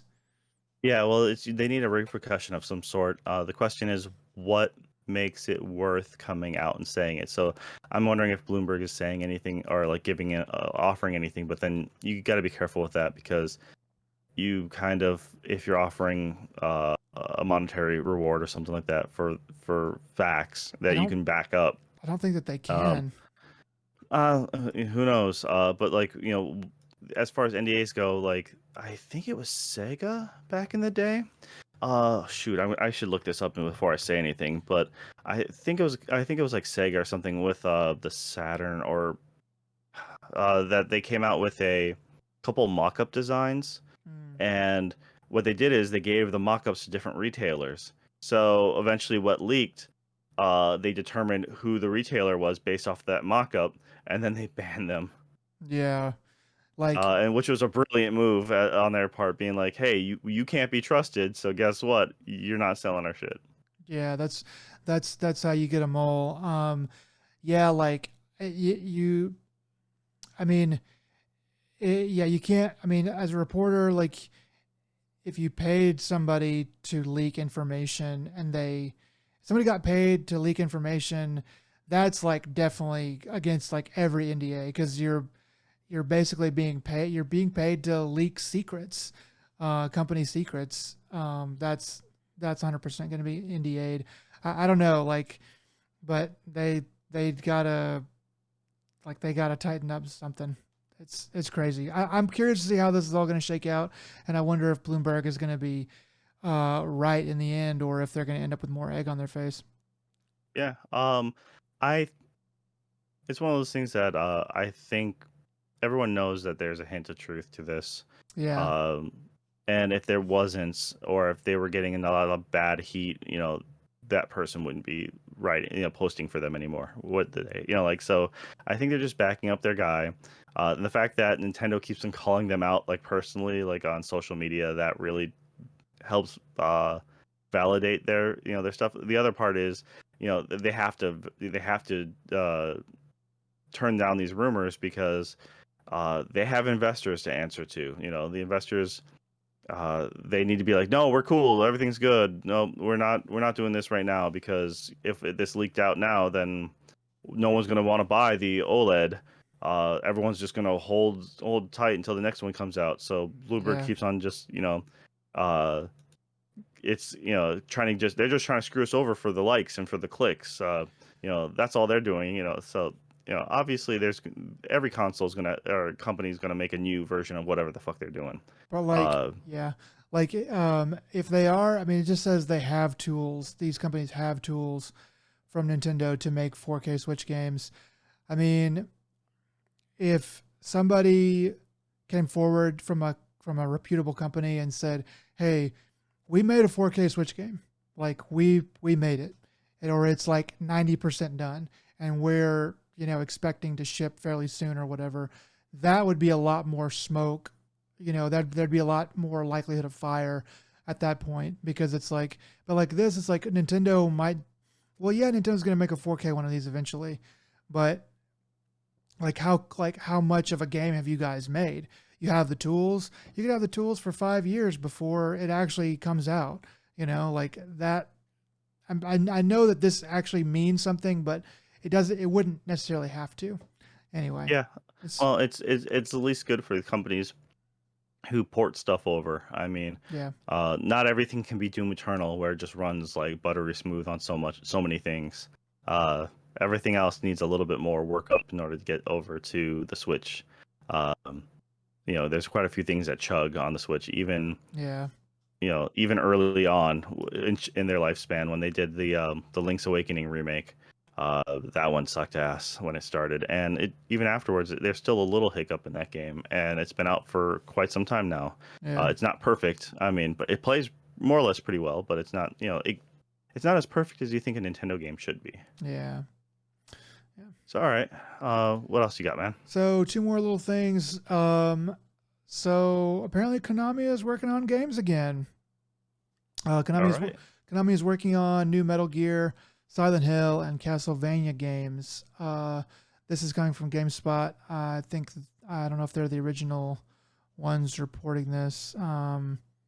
Anyway, but I did hear a little bit more, and that there was rumors for a long time, and they have kind of confirmed that the new Metal Gear is a Metal Gear Solid 3 remake. So that's a thing. I'm curious about this. I have every bit of faith that they will screw this up. And people who love Metal Gear, Silent Hill, and Castlevania, this to me is the monkey's paw with a finger curling. just be careful what you wish for, because you're begging for them to make more games. Now they're making junk. Because They're ruining your memory. Yeah, like the monkey's paw, it'll grant your wish, but you're not gonna like how it turns out. Hopefully not. Hopefully it works out and everything's great. I did see something about how Konami has recently done some soul searching. But I just gotta say this, on Giant Bomb, they pointed out that Konami, really big into pachinko, as we all know. Well, what took a big hit during COVID in Japan? Pachinko. So they might be scrambling for other ways to bring in revenue. Video games are great. They're very good for, during lockdown times. People love to play video games during lockdown. So that's a good way for them to make money. Maybe that's one reason that they're coming back into it. I don't know. I think it's interesting though. Well, that was my knee jerk reaction when they're like, they're back into making games, and then it's like, yeah, pachinko, because they already made a Metal Gear one of those. Yeah. Yeah. Well, yeah, we'll see. I'm definitely curious, and I'll be following this as it goes along. The last thing is just real quick. Sora is the final Super Smash Brothers Ultimate character. Yeah. Woo! Sword Boy. Another Sword Boy. Yeah. So, apparently this took a lot of work on the part of Sakurai, and others to make happen. Disney apparently is not fun to work with, and they own part of Sora along with Square. So Nintendo, Square, and Disney all having to sit at the same table and figure this out. They finally got it done. Sora was one of the top characters early on. I think in one of the, or in the direct or whatever, that Sakurai came out and was talking about this. He was saying that Sora was overwhelmingly voted for early on, and it's just been difficult to get him in, but they finally did it, and now it's done. So yeah, because he was an obvious choice for a long time. The only problem is no one ever thought it would get done because of licensing and all that bullcrap. Because even just the Final Fantasy, the Final Fantasy 7, like Cloud, getting when they did that for Ultimate, there was almost no extra fluff. Like everyone else got all these cool backstages or whatever, or like the extra challenge levels and all this, music and stuff. And the Final Fantasy characters got almost nothing. Square properties, just they weren't willing to work with them as much. So everyone else got cool extra, layers deep if you're into the fandom. And yeah, then you came, Square Enix, not much. They're like, yeah, no, you got what we gave you, and that's all we're gonna give you. So I kind of wonder if Sora is going to be the same way. If it's just going to be, blip, there you go. Here's the character. Don't yeah, say I well, never allegedly this is it. I mean, don't say I never gave you nothing.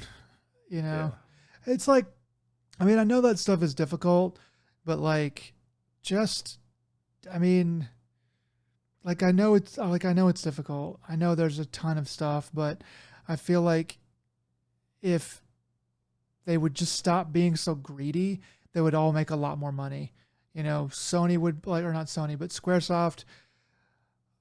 Enix would make more money, Disney would make more money, Nintendo would make more money if they were just like, here, we're just going to split it 30, like 33, 33, 33.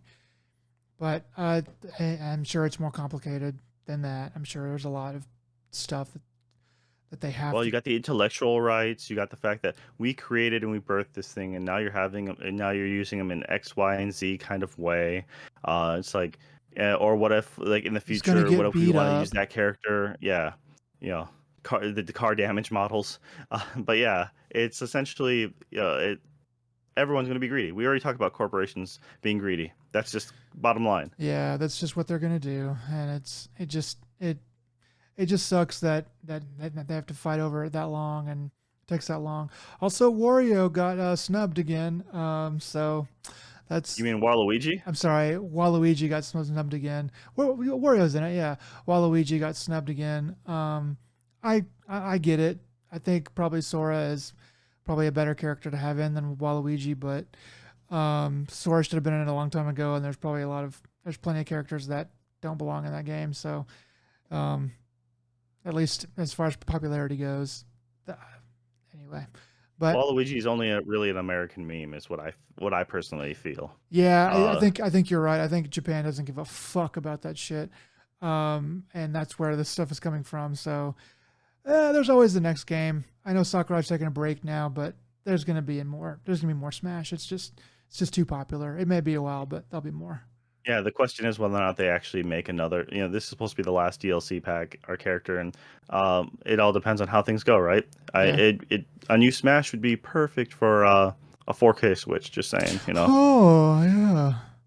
yeah, Wonder. just enough time to, Just enough time. they've been working on it in the background. They have. Oh Take those yeah. assets, high res them, do their magic. They're gonna do it, and they're gonna sell us. They're gonna sell us Brawl and Ultimate again too, and we're gonna buy them. No way, they never go back to that well. They just, they always make the new one. They've never gone back to revamp. Double dip. Well, they are really good about that. You think they would have done the double dipped a whole lot more, but Yeah, I mean yeah. they've cooled it a little bit.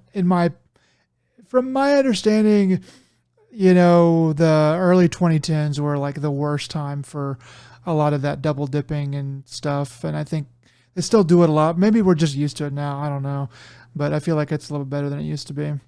Yeah, the Wii Shop was terrible for selling you the stuff that, like, all right, and then they turned around and made you do it again for the Wii U, for those who invested in that. Ugh, And then if you wanted to rebuy your old games that you had for the Wii, you had to pay another fee on top of that. yeah. Uh, so yeah, I lost because I was overseas and I didn't have my Wii with me.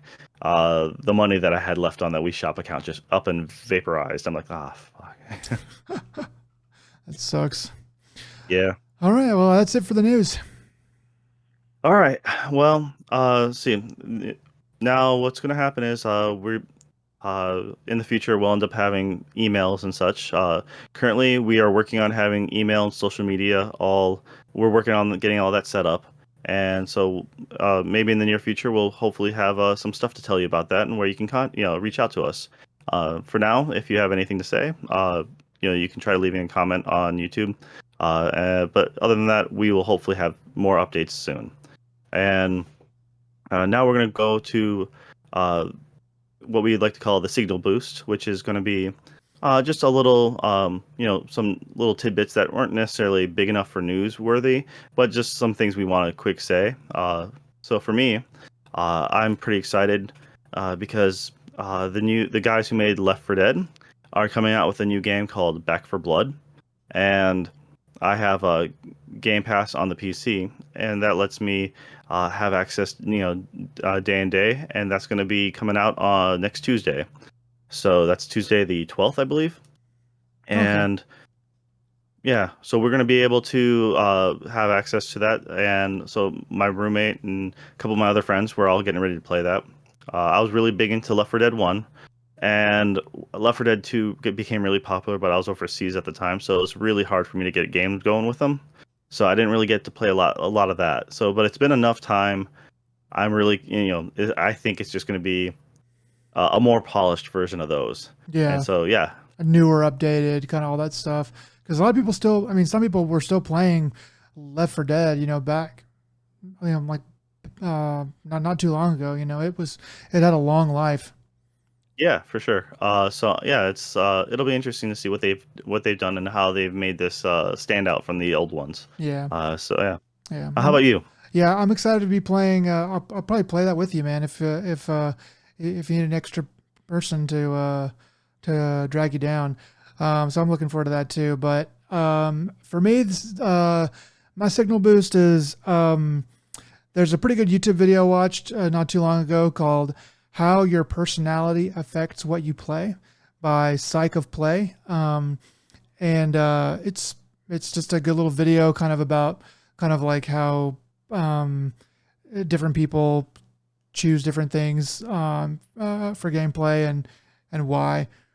And it's just pretty interesting. Not too long. I think it's probably like 19 minutes or so, or maybe less than that. But anyway, just a good little thing I thought I wanted to pass on. Yeah, I mean, I'm curious what they'd have to say about the whole Shocktober and everyone getting involved in that. Yeah, Uh, yeah. so all right, well that's cool. Other than that, that about wraps it up here. Like I said, we try to meet up once every couple weeks. So we'll be here again on the 22nd, and 22nd is when we record, and then we'll be posting it. So we record on Friday nights, post Saturday mornings, and yeah, until then, we're another Dead Pixel, and we're happy you stuck around for it. Hopefully, Yeah, if you're still here, why? Like, why are you I mean, still you here? could be doing better things with your time, but we do appreciate it. We do It's very much so. all right, guys. Well, you take care, and we'll see you around. All right, guys. Bye.